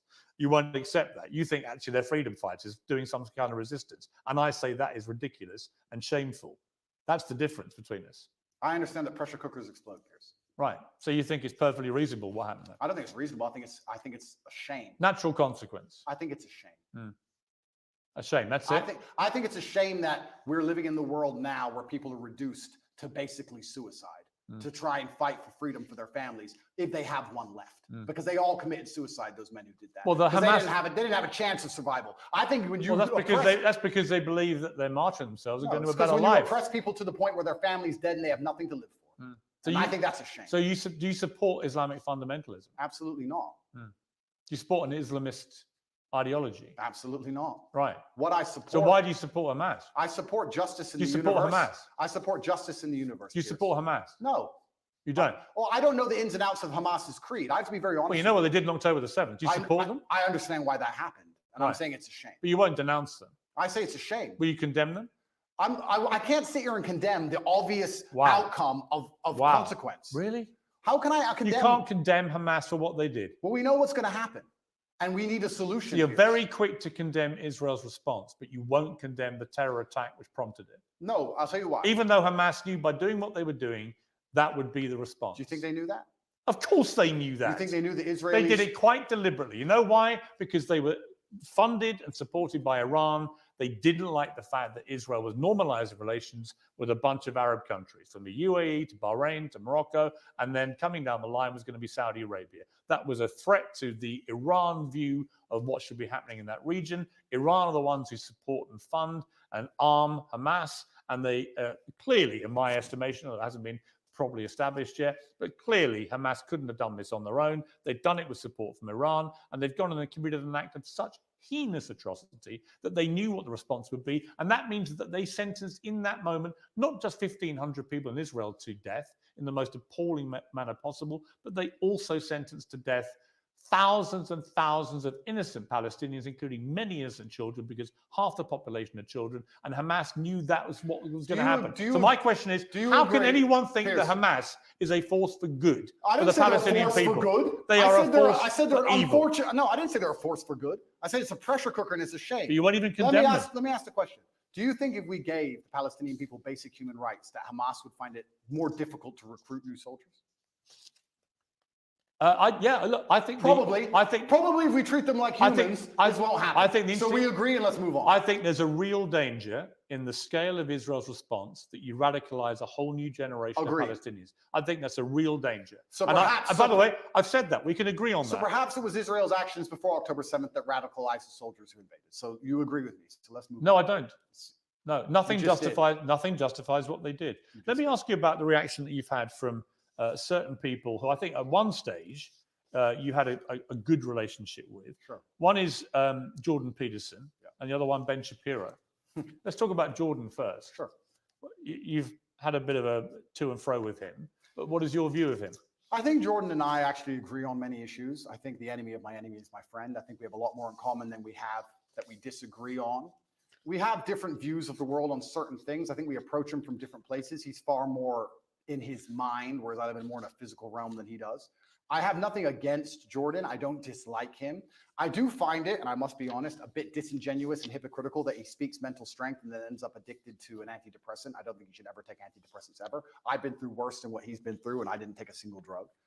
However, I have nothing against the guy. He says very intelligent things, and I'd be interested to argue with him or discuss or debate with him, but I think we'd actually agree on most points, to be honest with you. I don't think he may be unhappy with somehow how I've lived my life and some things I've done, but we've already discussed the fact that I come from the lowest income area of the UK and most people around me were selling drugs, so at least I didn't do that. So I'm not going to allow somebody who's a professor at a university who's had an easy life come along and tell me how people from the streets should survive. You have to find a way out. Let's get rich or die trying. But I have nothing against the guy. I just think that he's been a bit hypocritical. And then, truthfully, the only time I've been genuinely a bit appalled by any of his actions was the tweet he made on Israel-Palestine when he said, "Give them hell." I know that's an easy thing to say, and it's an expression that people use and they throw it around flippantly. But I think when you actually wish hell upon other human beings, I think it's a disgusting thing to do, because hell is that 15-year-old girl with no legs and her parents were dead. Well, hell is, you see her crying her eyes out, begging to die.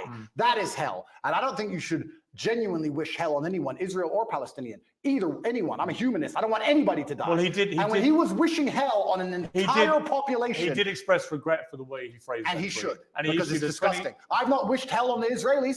I've not wished hell on the Israeli state. I don't want any Israeli civilian to go through what that 15-year-old Palestinian girl's going through. Not a single one. He said about you, Jordan Peterson, I'm not particularly happy to be grouped with Andrew Tate. I think there are some elements about what he does that are quite reprehensible. I'm sure he has. I don't know everything he says, and he may disagree with some of my points of view. As I said, I have nothing against him. I don't think anything he says is particularly wrong. I think that he's hypocritical because of the antidepressant problem, and I think that the fact he wishes hell on other humans because he gets emotionally involved in a conflict, which within 2 minutes of it sparking off, he's wishing genocide. I think that says a lot about his personality. But overall, when he speaks at length, a lot of the things he says are pretty well thought through and pretty constructive. I have nothing against the guy. Let me turn to Ben Shapiro. He said, let me assure you, as someone who's not pimped women and bragged about it, the morality requires that those who rape women and kidnap women must be eradicated, not negotiated with. He says, on my show, I won't be lectured on morality and toughness by Andrew Tate. His great idea of toughness and morality is pimping women and bragging about it on air, and then trying to quasi-walk it back while simultaneously maintaining many of the same positions and flexing his biceps. Listen, everyone should be able to tweet whatever it is they want. I'm all for an open discourse, even with people who I think are dead wrong on a lot of issues. But Andrew Tate is dead wrong on a lot of these issues. And the particularly ridiculous posturing about being yes, you're very tough when you want people to make peace with terrorists who just murdered their children. Very, very tough. What do you say to that? So Ben is a warmonger. Ben has been wrong on basically every single issue you can name. He was with you with the vaccine and every other war. Ben is always calling for other people's young men to go and die in some war. He seems to love it. I don't know if he has short man syndrome, but he's always behind his desk calling about how important it is that big, strong men like me go and die. And the reason he tweeted that and said that is because when Hamas and Israel, very early in the conflict, I think it was 3 days in, were discussing possible peace talks, he tweeted, no, absolutely not, fuck them, kill them all. And I said, Ben, as a man who's done his own fighting, because I've had a life of pain and violence. Listen to me. Peace is always worth a conversation.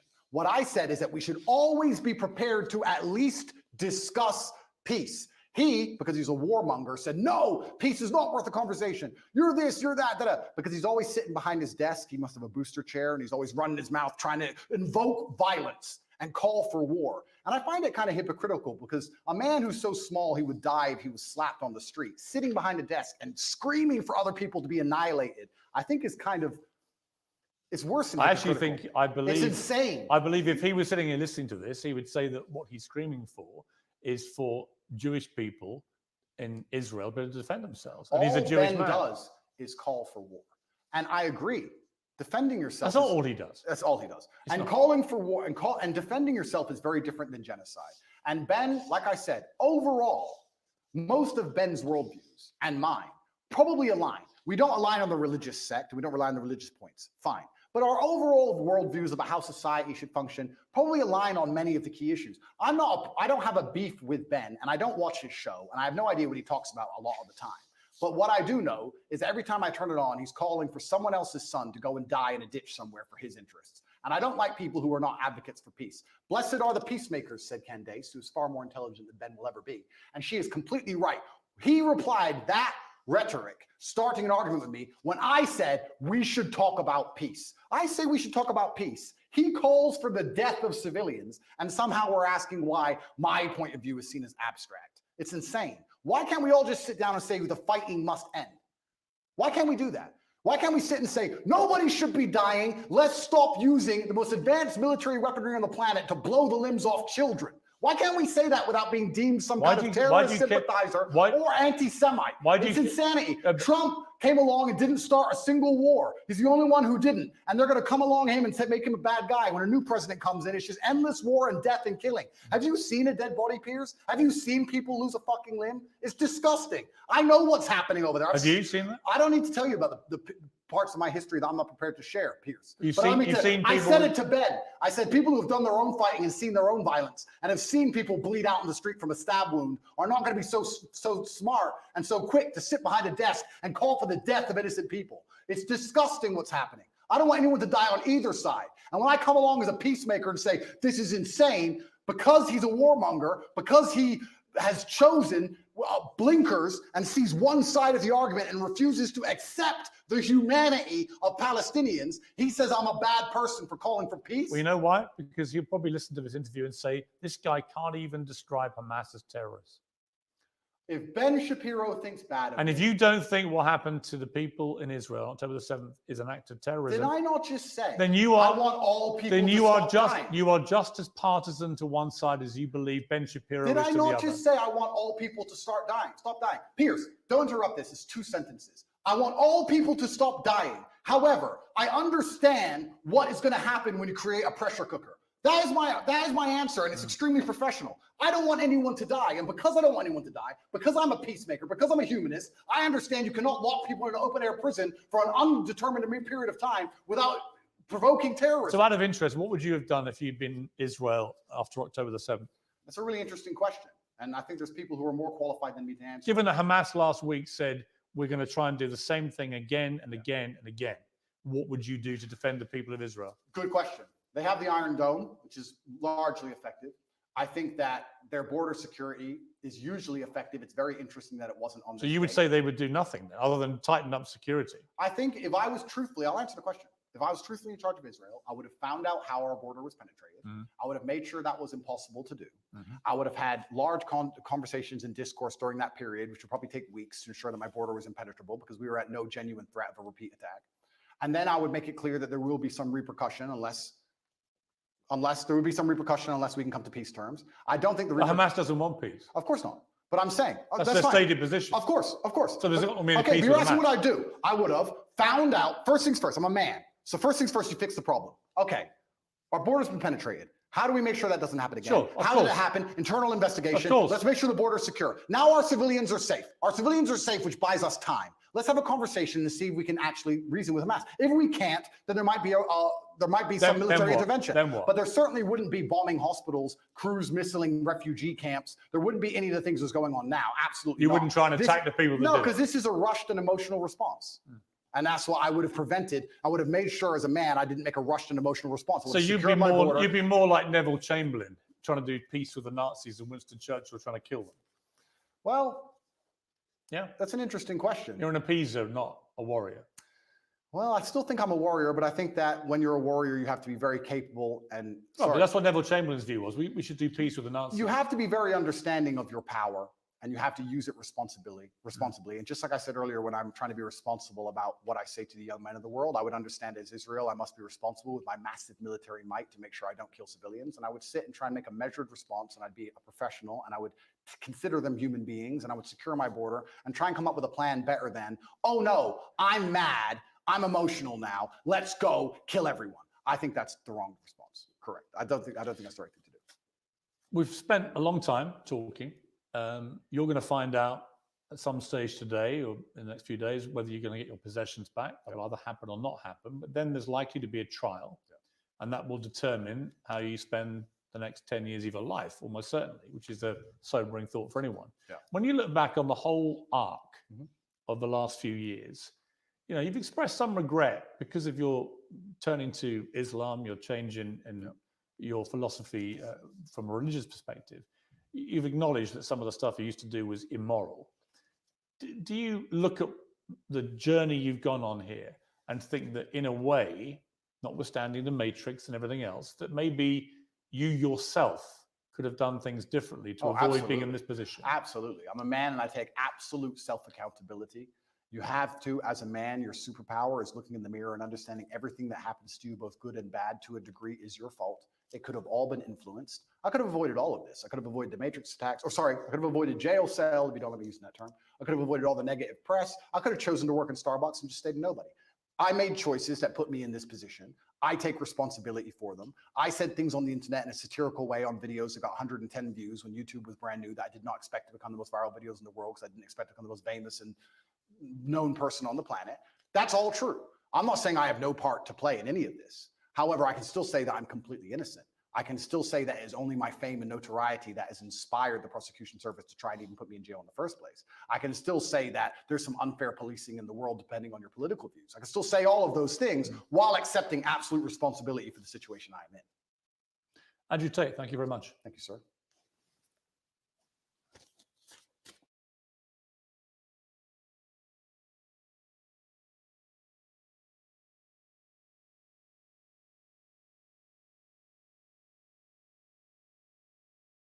Been privy to, is there any indication that these UAPs could be essentially collecting reconnaissance information? Mr. Graves? Yes. Mr. Grush?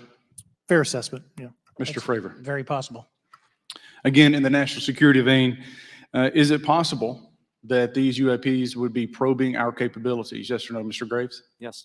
Grush? Yes, Fravor? definitely. Is it possible that these UAPs are testing for vulnerabilities in our current systems? Yes.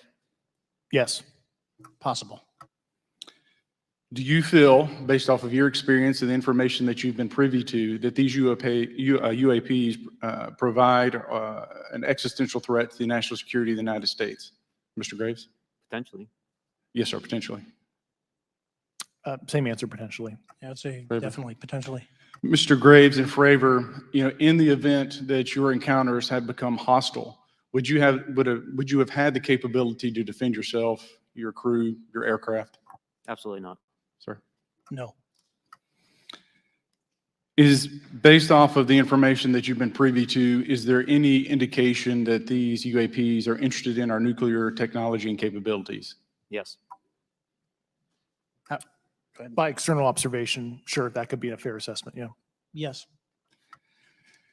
Is there any indication that the Department of Energy is involved in UAP data collection and housing? I don't have an answer. I can't confirm or deny that in a public setting. And No. could you do it in a secure setting? Yes. Mr. Fravor? No, I don't know. Mr. Chairman, I think I'm the last member to go, but there clearly is a threat to the national security of the United States of America. As members of Congress, we have a responsibility to maintain oversight and be aware of these activities. so that if appropriate, we take action. I would encourage the chairman to demand that we have any and all, but in particular, Mr. Grush, talk to us in a skiff. And if that access is denied, I will personally volunteer to initiate the Holman Rule against any personnel or any program or any agency that denies access to Congress. Mr. Chairman, with that, I will yield the remainder of my time to my fellow colleague from Tennessee, Mr. Burchett. Thank you, Mr. Chairman. Thank you, Mr. Ogles, for the great questions, brother. Mr. Grush, I might have asked this before, but I want to make sure. Do you have any personal knowledge of someone who's possibly been injured working on legacy UAP reverse engineering? Yes. Okay. How were they injured? Is it something like a radioactive type situation or something we didn't understand? I've heard people talk about Havana syndrome type incidences. What was your recollection of that? I can't get into specifics, but you can imagine assessing an unknown unknown. There's a lot of potentialities you can't fully prepare for. How do you think we ought to handle UAP whistleblower complaints like yours in the future? Yeah, there was some issue with mine. So, PPD 19 process, it goes to the Intel committees, either through PPD 19 or ICD 120. There's not a good way for the Intelligence Community Inspector General to provide that to other committees. And I asked my information to be sent to the House and Senate Armed Services Committee because there are Title 10 equities at play, but there was no smooth process to do so. Yeah. That's a trash can. Are you aware of any individuals that are participating in reverse engineering programs for non-terrestrial craft? Personally, yes. Do you know any that would be willing to testify if there were protections for them? Certainly closed door and assurances that breaking their NDA, they're not going to get administratively punished for so. Yeah. I yield, Mr. Chairman. Thank you. I'm going to do something a little bit out of the ordinary here. We're going to give 3 people a chance at an additional 3 minutes. So Mr. Burchett, do you want to keep going? Why don't you come back to me, Mr. Chairman? Ms. Luna, if she's on, is she on that list? Sure. Chairman, I'd like to submit for the record an article by News Nation, and it follows Mr. Grush's full interview for the record. Without objection. Thank you.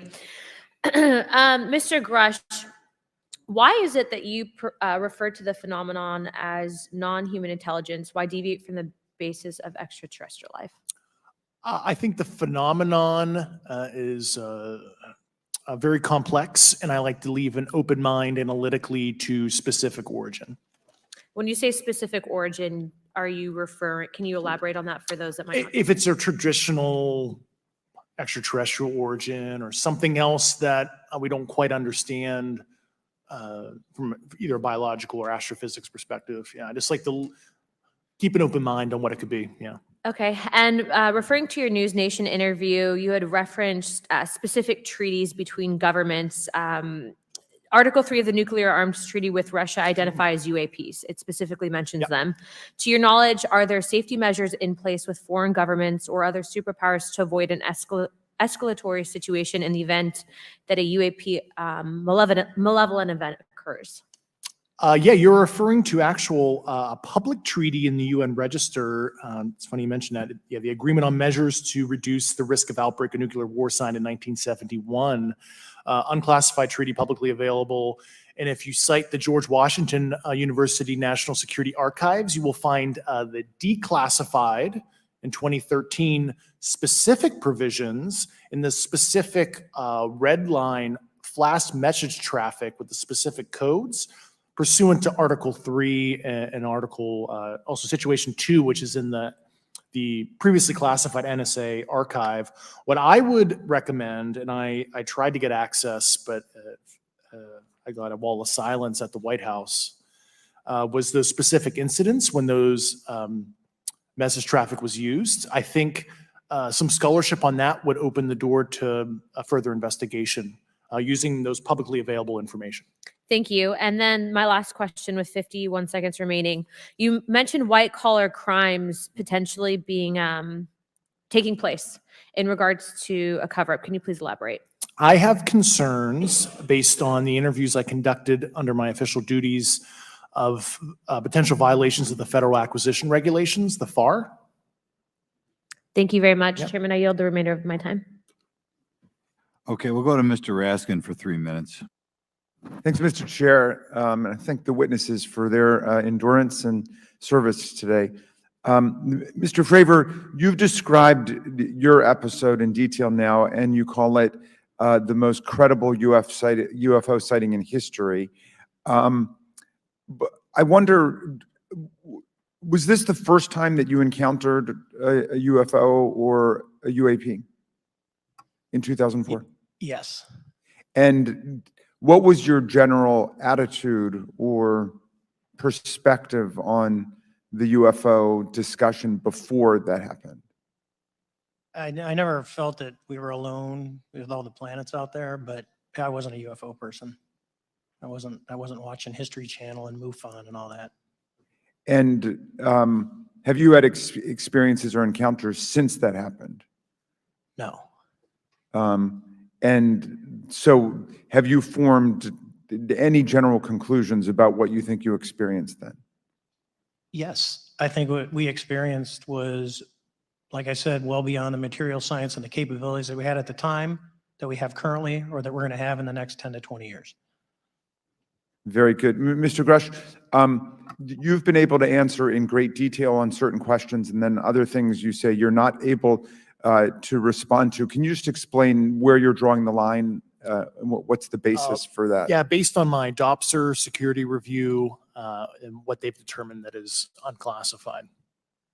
I see. So you're answering any questions that just call upon your knowledge of unclassified questions, but anything that relates to classified matters you're not commenting on in this context. In an open session, but happy to participate in a closed session at the right level. Yeah. Okay. And Mr. Graves, you've said that there are dozens of fellow pilots, military pilots. Are there also commercial pilots who've encountered the same kind of sightings that you described before? They are similar. Commercial pilots have less range and less sensors to be able to reach out and look for objects over wide swaths of airspace. And so pilots are seeing them, commercial pilots are seeing them, and they're typically closer, and the range of what they're seeing is pretty large. What is the most vivid, concrete sighting with the naked eye of the objects that you described before, the cube-like objects? Certainly, I think the most vivid sighting of that would have been near midair that we had at the entrance to our working area. One of these objects was completely stationary at the exact entrance to our working areas, not only geographically, but also at altitude. So it was right where all the jets are going, essentially on the eastern seaboard. The two aircraft flew within about 50 feet of the object, and that was a very close visual sighting. And you were in one of the aircraft? I was not. I was there when the pilot landed. He canceled the mission after, and I was there. He was in the ready room with all his gear on, with his mouth open. And I asked him what the problem was, and he said he almost hit one of those darn things. He said he was 50 feet away from it? Yes, sir. And his description of the object was consistent with the description you gave us before? A dark gray or a black cube inside of a clear sphere. Inside of a clear sphere? Yes. And with no self-evident propulsion system? No wings, no IR energy coming off of the vehicle, nothing tethering it to the ground. And that was primarily what we were experiencing out there. I'm over time. Thank you very much for your service, and I yield back to Mr. Chairman. Very good. Mr. Burchett? Thank you, Mr. Chairman. This is for all three of y'all, starting with Mr. Graves. Why did you come forward on this issue? I came forward because I felt that my colleagues did not have a way to mitigate this safety threat, and I wanted to help them. I was trained as an aviation safety officer by the Navy, and this it just felt right. I felt like I had to help the folks that were still flying and dealing with this. Mr. Grush? Purely a sense of duty. My first sworn oath when I was a cadet 18 years ago, and I still uphold that even out of uniform. Commander? I was pestered by a friend, and I asked why, and he said, "You're the one person that they can't discredit, and you'll add credibility to the New York Times article." And so after about 6 times, I said, "Okay." Honest. Yeah. This town isn't made, unfortunately, by people like y'all. We thank y'all. And I do want to also thank the people in the audience and the people that are watching this that can't be, people all over the world that have kept this issue alive. You've endured criticism and derogatory remarks, and we're trying to get to the bottom of it. And so God bless y'all. Thank y'all so much. We really appreciate you guys and gals.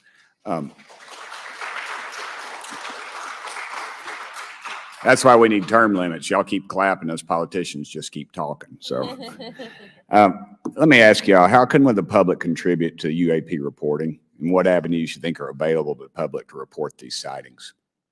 Well, right now, I don't think there is a lot of public options for every man to be able to report on this.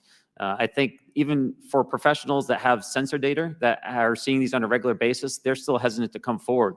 And so for the general public, I think encouraging the conversations that we're having today, looking for technology solutions that can be distributed so that objective data can be gathered is the first place to go. Mr. Grush? I'll just touch on the whistleblower side of it. I do encourage, current and former military, intelligence community, and industry contractors to come forward in a legal way, either through the IC or DoD or whatever the cognizant IGs are, to lead, join me in this discussion. Commander, and I guess I should say this for the record. My daddy was United States Marine Corps, 1st Marine Division. So, Hoorah. Yes, sir. He was old school, him and Chesty Puller on Peleliu. So thank you, wow. brother. Wow. Yes, sir. I'm not anything like my daddy. He was incredible. I'm very mediocre to say the least, but go ahead. You seem to be doing fine. Yeah. For me, I was an accident investigator. So the biggest thing that you learn, and I think that witnesses need to do is, one, don't try and make the fish bigger than it was. Stick to the facts, write it down, and don't speculate what you think it is because it will sway your decision. Just write the facts down. We can get all the facts together and we can start to investigate and get a real honest story instead of it was this big. Thank you all, and I want to thank everybody. We made history today. Mr. Chairman, I yield. Thank you much, Mr. Garcia. Thank you. I know now we're going to be making some closing remarks, and so I just wanted to say a few things. First, to our witnesses, I want to thank all of you for being here with us today. I know that it takes a lot of courage. You're telling really important information to this committee, and I just want to thank you also for all three of you, your service to our country. I also want to just note that today's hearing was both important but also serious, and I want to thank our subcommittee chairman, Mr. Grothman, I think for running a very fair and substantive hearing. I do want to thank the committee staff on both sides for the amount of work that it took to put this hearing in place, and certainly to all the members that have been involved in this issue prior to the hearing. I also want to note for our witnesses and for the public that I'm a freshman member of Congress and I've only been here for 7 months, but this is by far the most bipartisan conversation and discussion that I have seen happen in the Congress. And I think that a topic of this significance as it relates to our national security, as it relates to information that we're trying to gather for the American public, does bring people together, and I think that's been really great to see.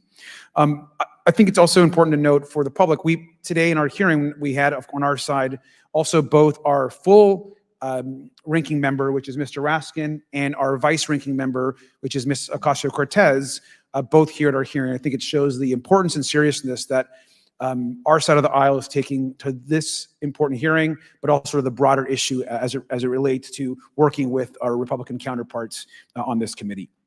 I want to additionally add that I think it's really important that we have and continue these discussions and these hearings. Clearly, there's a lot of information that we don't know, but it's also very clear that we have to continue our investigation and accountability on asking the right questions and ensuring that they're part of the public record. One thing that was important today is some folks might wonder, why are we asking questions that might already be out there or that have been asked before? It's important that they're asked and put into the public record as it relates to this committee. And so I want to thank you for, answering some questions multiple times. I know not just in maybe meetings you had with some members, but also here in the public.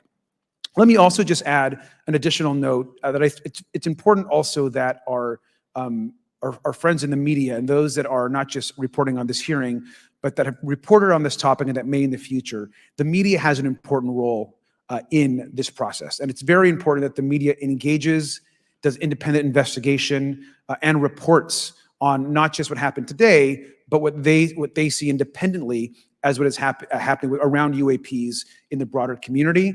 That is also an important public benefit that we have in trying to get the information and the facts as it relates to this. Let me also just say finally that as a teacher and an educator and a longtime teacher and researcher, that I also really believe in following facts, in doing your homework, and in making sure that you follow science as we try to get as most information as possible. And so I want to thank you all for agreeing to do that today. Transparency is a cornerstone of government. We live in a vast galaxy, a lot of unanswered questions, and thank you all for being here today. Mr. Chairman. Thank you. I'd like to one more time thank Mr. Burchett and Ms. Luna for bringing this to our attention. It's a topic that has interested me since I was in school. It was a very illuminating hearing. Obviously, I think several of us are going to look forward to getting some answers in a more confidential setting. I assume some legislation will come out of this. Sure.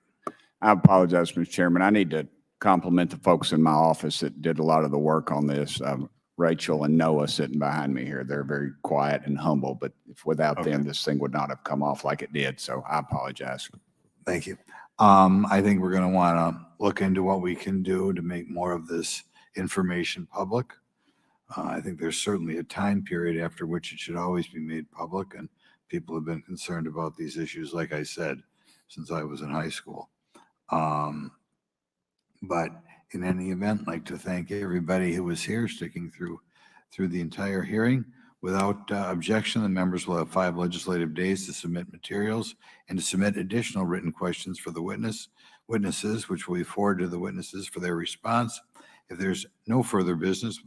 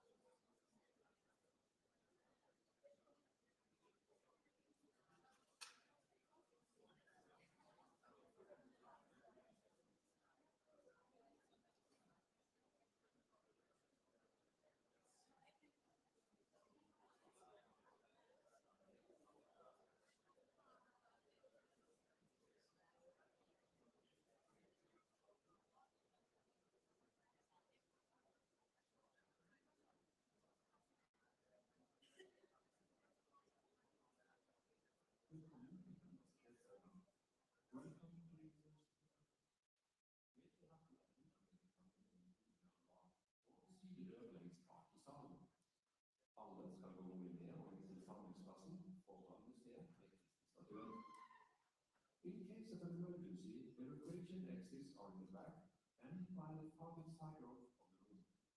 Everyone has to walk out calmly and gather in front of the museum by the Christie statue. Tack för uppmärksamheten.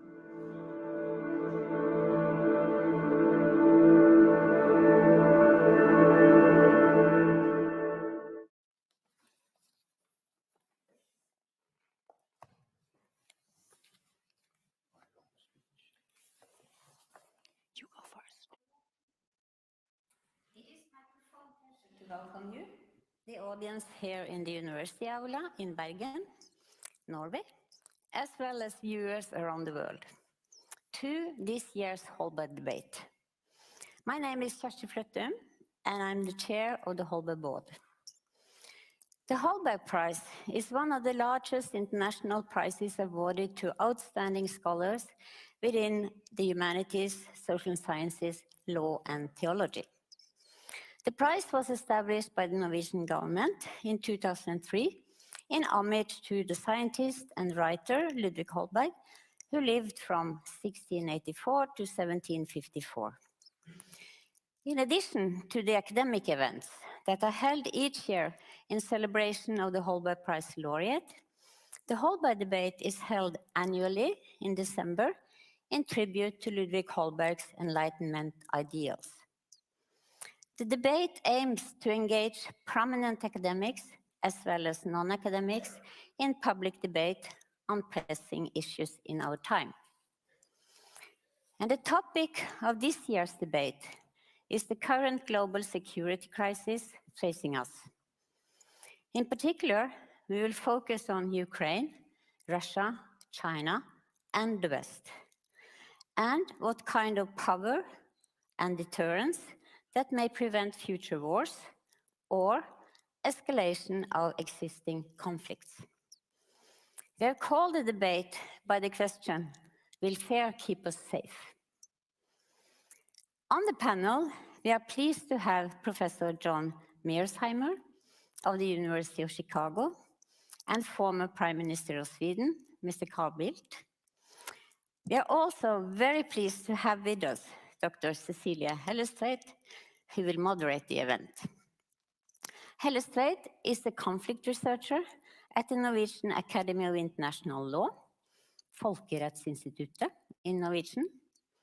She has a PhD in international humanitarian law from the University of Oslo, and she has been associated with a number of research institutes, both in Norway and abroad.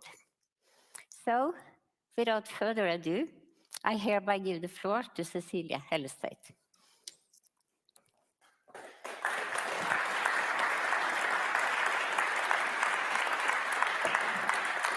Thank you so much for that kind introduction, Kjersti.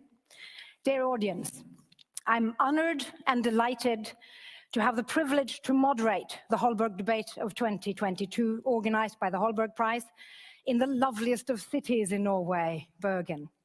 But while the city is bright and cheerful, the subject of tonight's debate is far from it. It is dark and gloomy, because we live in dangerous times. This year, war on land between nations returned to continental Europe. Russia's aggressive military assault on Ukraine is a watershed, a monumental event in the history of modern Europe. And we are still struggling to gauge all the effects that this war of aggression will have for the future of Europe and the world at large. Simultaneously, other dark clouds are on the horizon. The rivalry in technological, political, economic, and military terms between the giants of the world, the US and China, is gaining traction. But even when war and geopolitical rivalry is upon us, and it is very clear to us who is a friend and who is a foe, public debate must take place. And the Holberg debate this year ventures into this complex and sensitive landscape, asking whether fear will keep us safe, and what do the current geopolitical crisis mean for the power of deterrence and the prospects of a new global security order. As the journalist and grand strategist Walter Lippmann once observed, where all think alike, no one thinks very much. On behalf of the Holberg Prize, I'm therefore delighted to present to the public two distinguished speakers who do not think alike. One is a scholar of politics, and one is a craftsman of politics. One is American, and one is European. One is a proponent of the school of realism, the other a firm believer in liberal traditions. Our two speakers have expressed views in stark contrast to each other, notably on Russia and her war on Ukraine. The American guest is, and realist scholar is John Mearsheimer. Professor John Mearsheimer is the R. Wendell Harrison Distinguished Service Professor of Political Science at the University of Chicago.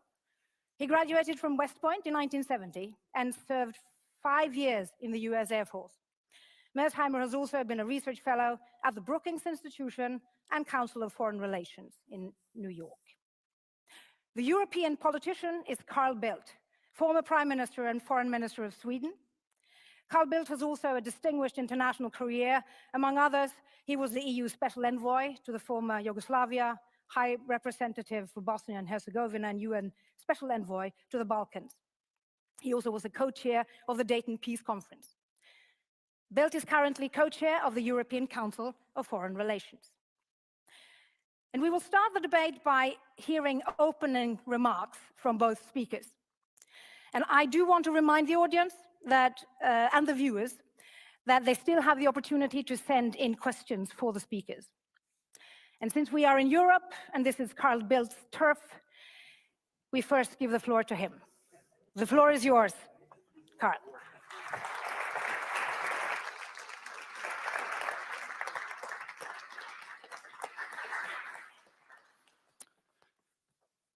Thank you for those kind words of introduction, and it's truly a pleasure to be here in Bergen. I've come not too long. Professor Mearsheimer had come a long way, but I think we both look forward to this particular debate. And let's be clear, we have entered more dangerous times. That certainly applies to the global order, or perhaps the lack thereof. But it applies, of course, in particular to the situation that we are faced with in this part of the world, in our Europe. In the American debate, the focus has always been, or has often been, on the risk of an armed confrontation with a rising China, notably over the future status of Taiwan, and that has loomed large. And policies have been oriented and are oriented towards trying to contain that and slow down the rise of Chinese power in different domains. But here in our Europe, we are since 10 months in the largest military conflict this part of the world has seen since 1945, with no end in sight and with consequences that will last decades. We did, after all, managed to secure some sort of peace during the long decades of the Cold War. In half of Europe, it was the peace of the graveyard. We were in the lucky part. And perhaps the recognition that war in Europe in those days could have led and could have taken us all into nuclear Armageddon played an important part in bringing stability during those long, dark decades. But then the Soviet Union and its wider empire, under the weight of its own failure, collapsed more than 3 decades ago.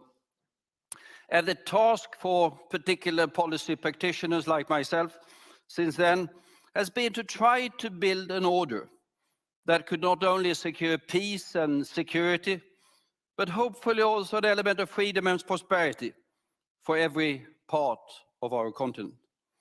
And it is these efforts that are now under such a mortal threat from the military aggression initiated by Vladimir Putin 10 months ago. Europe hasn't seen anything since when Adolf Hitler in September 1939 launched his all-out attack against Poland. And there are important similarities between the two cases. In both cases, it was war started by a personal decision of a dictator that didn't really feel any constraints whatsoever. In both cases, it was war started by dictators driven by some sort of vision derived of history of what they wanted to achieve. Hitler wanted to get rid of independent Poland. It was an unnecessary creation of the Versailles Peace Treaty. Putin wants to get rid of Ukraine as an independent entity. He describes this as an unnecessary mistake and creation by, of all people, Vladimir Lenin. Hitler, of course, then continued. When he attacked and occupied Norway, it was described as absolutely necessary to safeguard the security interests of his greater Germany. We know how it all ended. But we don't know how this horrible war will end. It is indeed horrible. We have several hundreds of thousands of soldiers engaged in combat. We have more than 1,000, as a matter of fact, 1,300 kilometers of front line. We have waves after waves of missiles against the civilian infrastructure of the entire Ukrainian nation. We have the greatest number of people displaced or forced to flee of any conflict in any part of the world during the last few decades. The Ukrainians are determined to fight for their freedom. You can't really blame them. And they are more so determined with every new missile and every new bomb that strikes them. But Vladimir Putin is unlikely to back down from seeking to dismember, control, and subdue Ukraine. He has described it several times as a life and death struggle. In all probability, it is a life and death struggle for him. He is unlikely, in my opinion, or he is likely, in my opinion, to escalate as long as he can until he runs out of possibilities and until he collapses. But let's look at the principles if we are to search for new stability. There are two principles that I consider absolutely fundamental for the security of our continent. The first is obviously that aggression should never be tolerated. The Nuremberg and Tokyo trials after the Second World War considered aggression to be the ultimate international crime. Every other war crime derives from the crime of aggression.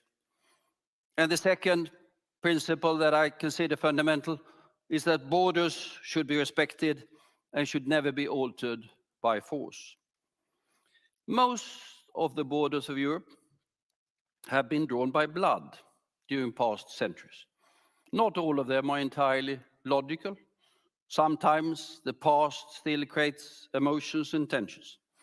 But if you open up the issue of borders, if you allow one country to dismember another country, one country taking over parts of a smaller, you will open up a Pandora's box of true horrors for all of Europe.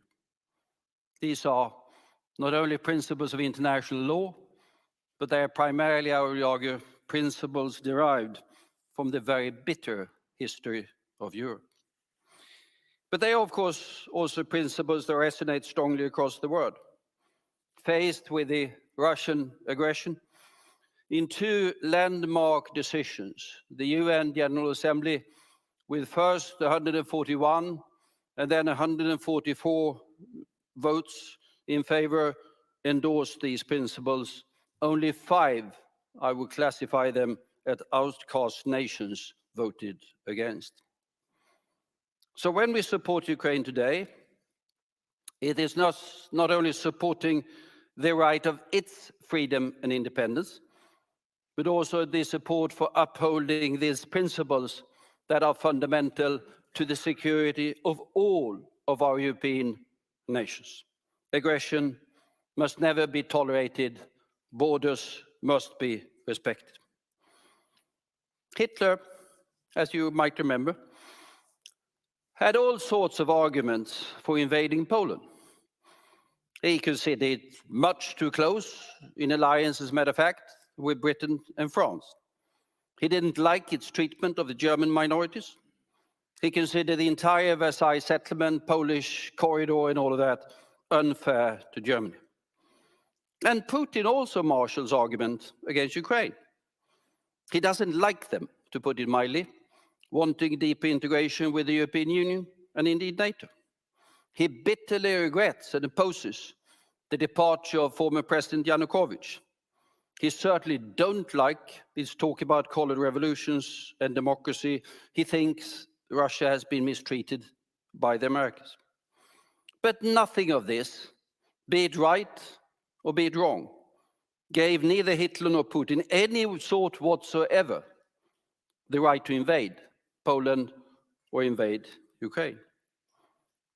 And let's be clear, true peace in Europe can't be restored until this aggression has been rolled back and Ukraine has been secured as a democracy freely able to choose its own path for the future.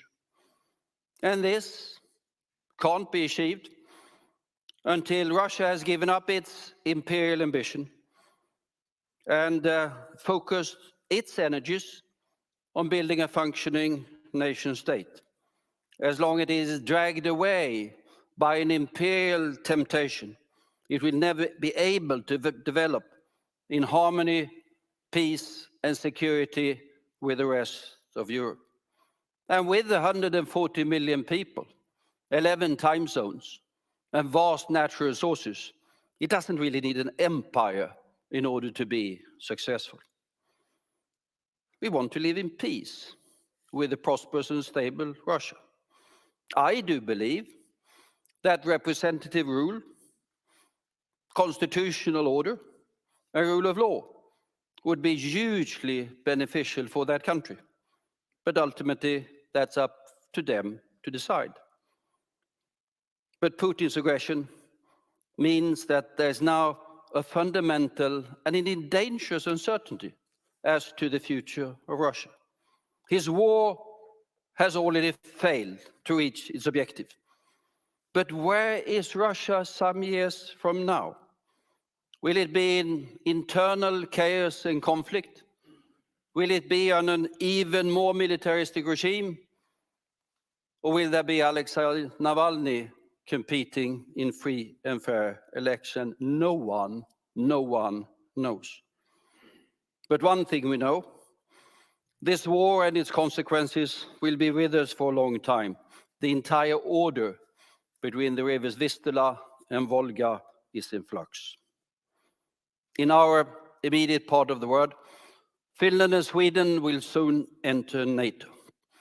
Denmark has given up its reservation against security and defense dimensions of the European Union. NATO will further enhance its forward presence in the Baltic countries. There are 20,000 more US soldiers on European soil than just a year ago. All countries are increasing their defense expenditure. And NATO and EU will move closer together. The one, a military alliance, the other, a security alliance. In my opinion, the future security of Europe will be a function of the security of Ukraine. A secure Ukraine will create the conditions for stability and peace in Europe, and also for Russia to be able to develop as a great nation state. A destroyed, a dismembered, a divided, and a distraught Ukraine will only generate chaos and conflict for years to come. Today, it's a brutal battle on the plains of the east of Europe. People in their hundreds, perhaps thousands, are dying on a weekly or daily basis. Sometime in the future, the days of diplomacy must certainly come, but we are clearly not there yet. But then, those days of diplomacy must be based on the fundamental principles I have mentioned. The peace and stability of Europe must be based on them. And the peace and stability of Europe is, of course, also should be a global concern. Twice in the last century, strife and conflict in Europe brought war to all of the globe. And there are, as I'm sure we'll debate, numerous other issues as well. There is more global disorder than order. The rivalry between the US and China must be handled. Responsible competition is the slogan, the catchphrase that is used in Washington today.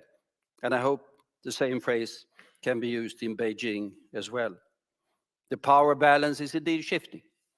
China will be the largest economy in the world, with growing naval and now also nuclear capabilities. And both nations are in a desperate race to control the technologies of the future. They know that that is where power ultimately lies. Europe, having to handle the brutal war, sits in between these competing global powers. It does consist of nations that are small and some that don't yet understand that they are small. And we are the European Union. We are a civil, a trading, an economic, and in increasing respects also a security power. In this way, you can say that the European Union is a hybrid power able to handle hybrid threats. But it is certainly not a military power. It can most particularly only handle the nuclear might of Russia through its alliance with the United States. Nuclear deterrence remains an unavoidable, perhaps somewhat unpleasant, but unavoidable foundation of our security. And the overall security agenda as we look ahead is indeed both dense and tense, preventing nuclear proliferation and war, containing the unavoidable disorders of the greater Middle East, facilitating all of the consequences of the rapid demographic rise of Africa, handling the security implications of climate change, notably in the Arctic, not too far from here, securing a safe entry into the digital age of artificial intelligence and quantum computing. It's a tall order, perhaps taller than any political generation has faced for quite a long time. But for us, in this part of the world, here in our Europe, securing the future of Ukraine is the foundation for everything else. Thank you.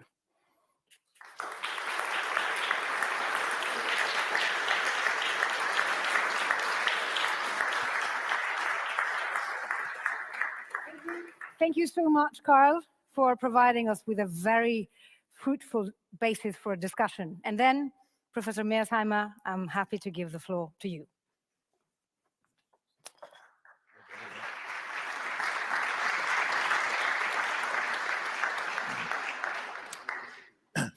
Thank you very much, Cecilia.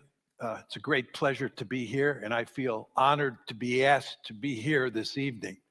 Let me start by saying that I agree completely with both what Cecilia said and what Carl said about the fact we live in a very dangerous world today.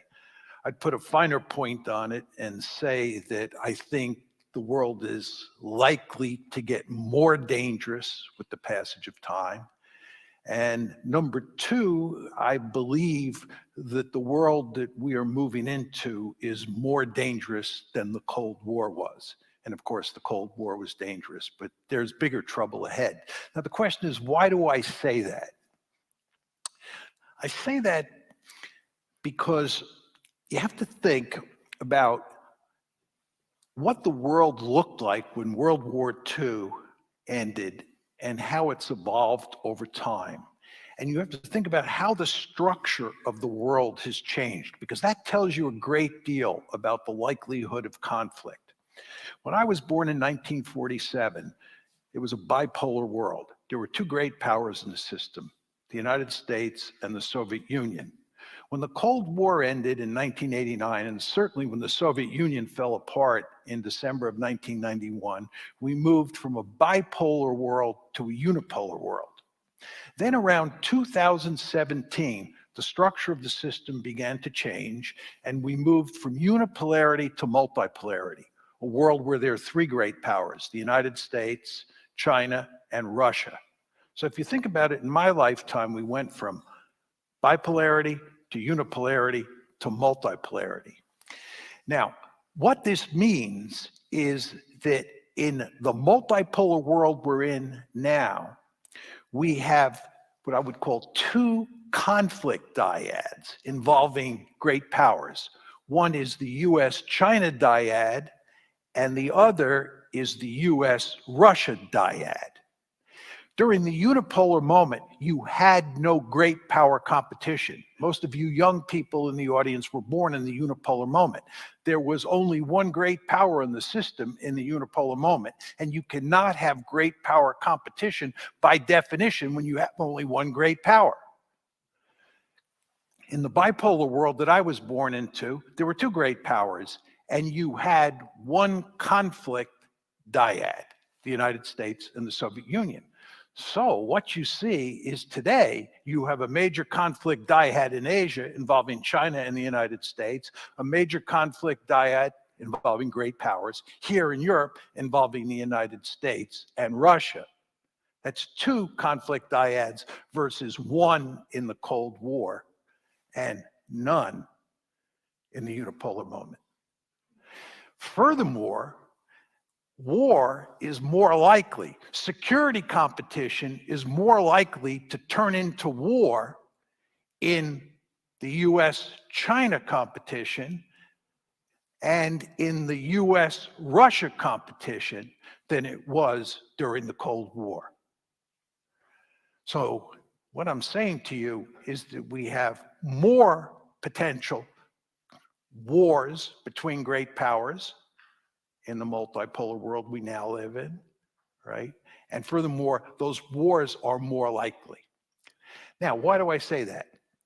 I think what I have to do here is explain to you how I think about the security competition between the United States and China in East Asia. Just tell you what I think is going on there, and then talk about what's going on here in Europe in terms of the US-Russia competition.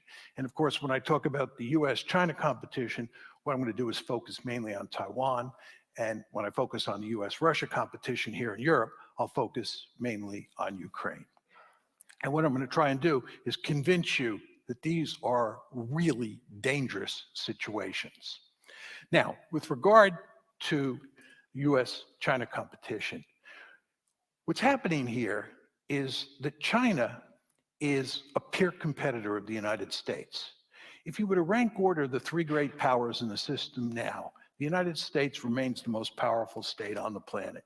China is a close second, and there's great fear in the United States that they will eventually overtake us.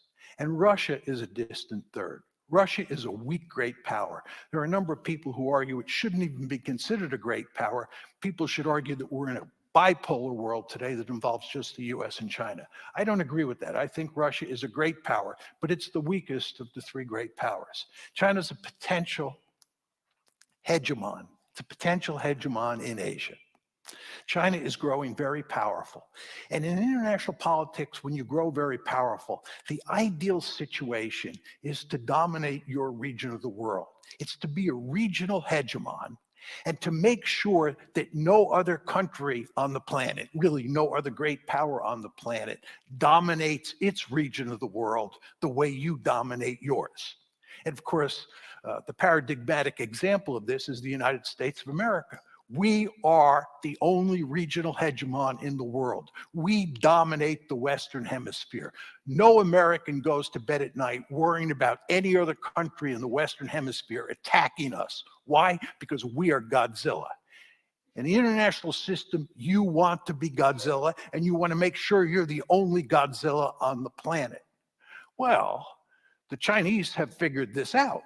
The Chinese want to dominate Asia the way the United States dominates the Western Hemisphere. The Chinese know full well what happens to you in international politics when you're weak.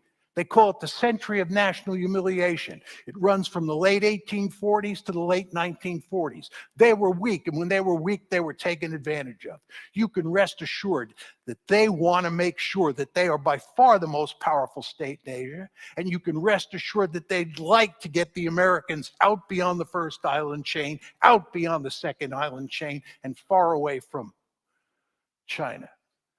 It's the best way to survive in international politics, to be a regional hegemon. And the Chinese are taking all that economic might they have and they're turning it into military might. Now, how are the Americans reacting to this? It's very clear. The Americans do not tolerate other regional hegemons in the system. The 20th century shows this very clearly. The United States played a key role in putting Imperial Germany, Imperial Japan, Nazi Germany, and the Soviet Union on the scrap heap of history. We had no intention of letting any of those four countries dominate either Europe or Asia. You can rest assured, we have no intention of allowing China to dominate Asia. And in fact, we're not going to pursue a pure containment strategy. We're going to pursue a rollback strategy as well. We're going to try and weaken China the way we weakened the Soviet Union during the Cold War. We have our gun sights on the Chinese. The Chinese, of course, fully understand that, and they're going to great lengths to try to deal with us. And at the same time, as I said to you, the Chinese have a deep-seated interest in achieving regional hegemony. And the more powerful they grow economically, the better off they'll be at developing the military capability to achieve regional hegemony. This is why, of course, the United States is trying to slow down Chinese economic growth. So what you have in East Asia is an intense security competition between China and the United States. And the principal focus is on Taiwan. And Taiwan is a really dangerous situation. There is no analogous situation in the Cold War. The 1947 to 1989 Cold War. Berlin was not the equivalent of Taiwan. Why is Taiwan so dangerous? Taiwan is remarkably dangerous because, number one, the Chinese consider it sacred territory and they desperately want it back. Number two, the Americans believe firmly that for a variety of reasons, it's important that we not let China take Taiwan because it has great strategic value for us. So what's happening here is that the United States is now moving closer and closer to Taiwan. The Nancy Pelosi visit's just one indicator of how we're moving closer and closer to Taiwan. And this, of course, enrages the Chinese because this is sacred territory. This is nationalism at play. The Americans are preventing us from getting Taiwan back. So you have a lot of tension. And then the third reason is it's easy to imagine a Cold War in East Asia turning into a hot war over Taiwan because it would be a battle over an island in a huge body of water. During the Cold War, when Carl and I were young, it was hard to imagine starting a war in Central Europe because you had two massive armies with thousands of nuclear weapons in their inventory. And if those massive armies crashed into each other with all those nuclear weapons, we probably would have all gotten incinerated. So when we ran war games during the Cold War, it was very hard to get a war going in Europe because everybody understood what the consequences would be. It's much easier to imagine a war breaking out over Taiwan. It's a small island out in the middle of a large body of water. And by the way, the other 2 points of friction in East Asia are the South China Sea and the East China Sea. And you can imagine a war breaking out over those two bodies of water. So you see the different scenarios between the Cold War, Central Europe, and the new Cold War in East Asia between China and the United States over Taiwan or the South China Sea or the East China Sea. So there's big trouble coming in East Asia. I'm not arguing here that war is inevitable, but it is going to be very difficult to avoid that intense security competition turning into a real war. Okay, let's shift gears and go to Europe and talk about what's going on in Ukraine. And here we're focusing mainly on the US-Russian dyad. And it's very important to understand that the Americans drive the train in the West. Putin doesn't want to talk to the Europeans. He wants to talk to the Americans. He knows who the boss is. Right? So when you think about the war in the Ukraine, it's really the US and the Russians that matter the most, in addition to the Ukrainians, of course. Now, the conventional wisdom in the West is that what is happening here is that Putin is an imperialist and he is bent on creating a greater Russia or recreating the Soviet Union. And what he is intent on doing in Ukraine is conquering that country, occupying that country, and integrating it into a greater Russia. And in fact, Ukraine is the first stop on the train line. When he's done with Ukraine, he's going to move on to other states like Estonia, Latvia, Lithuania.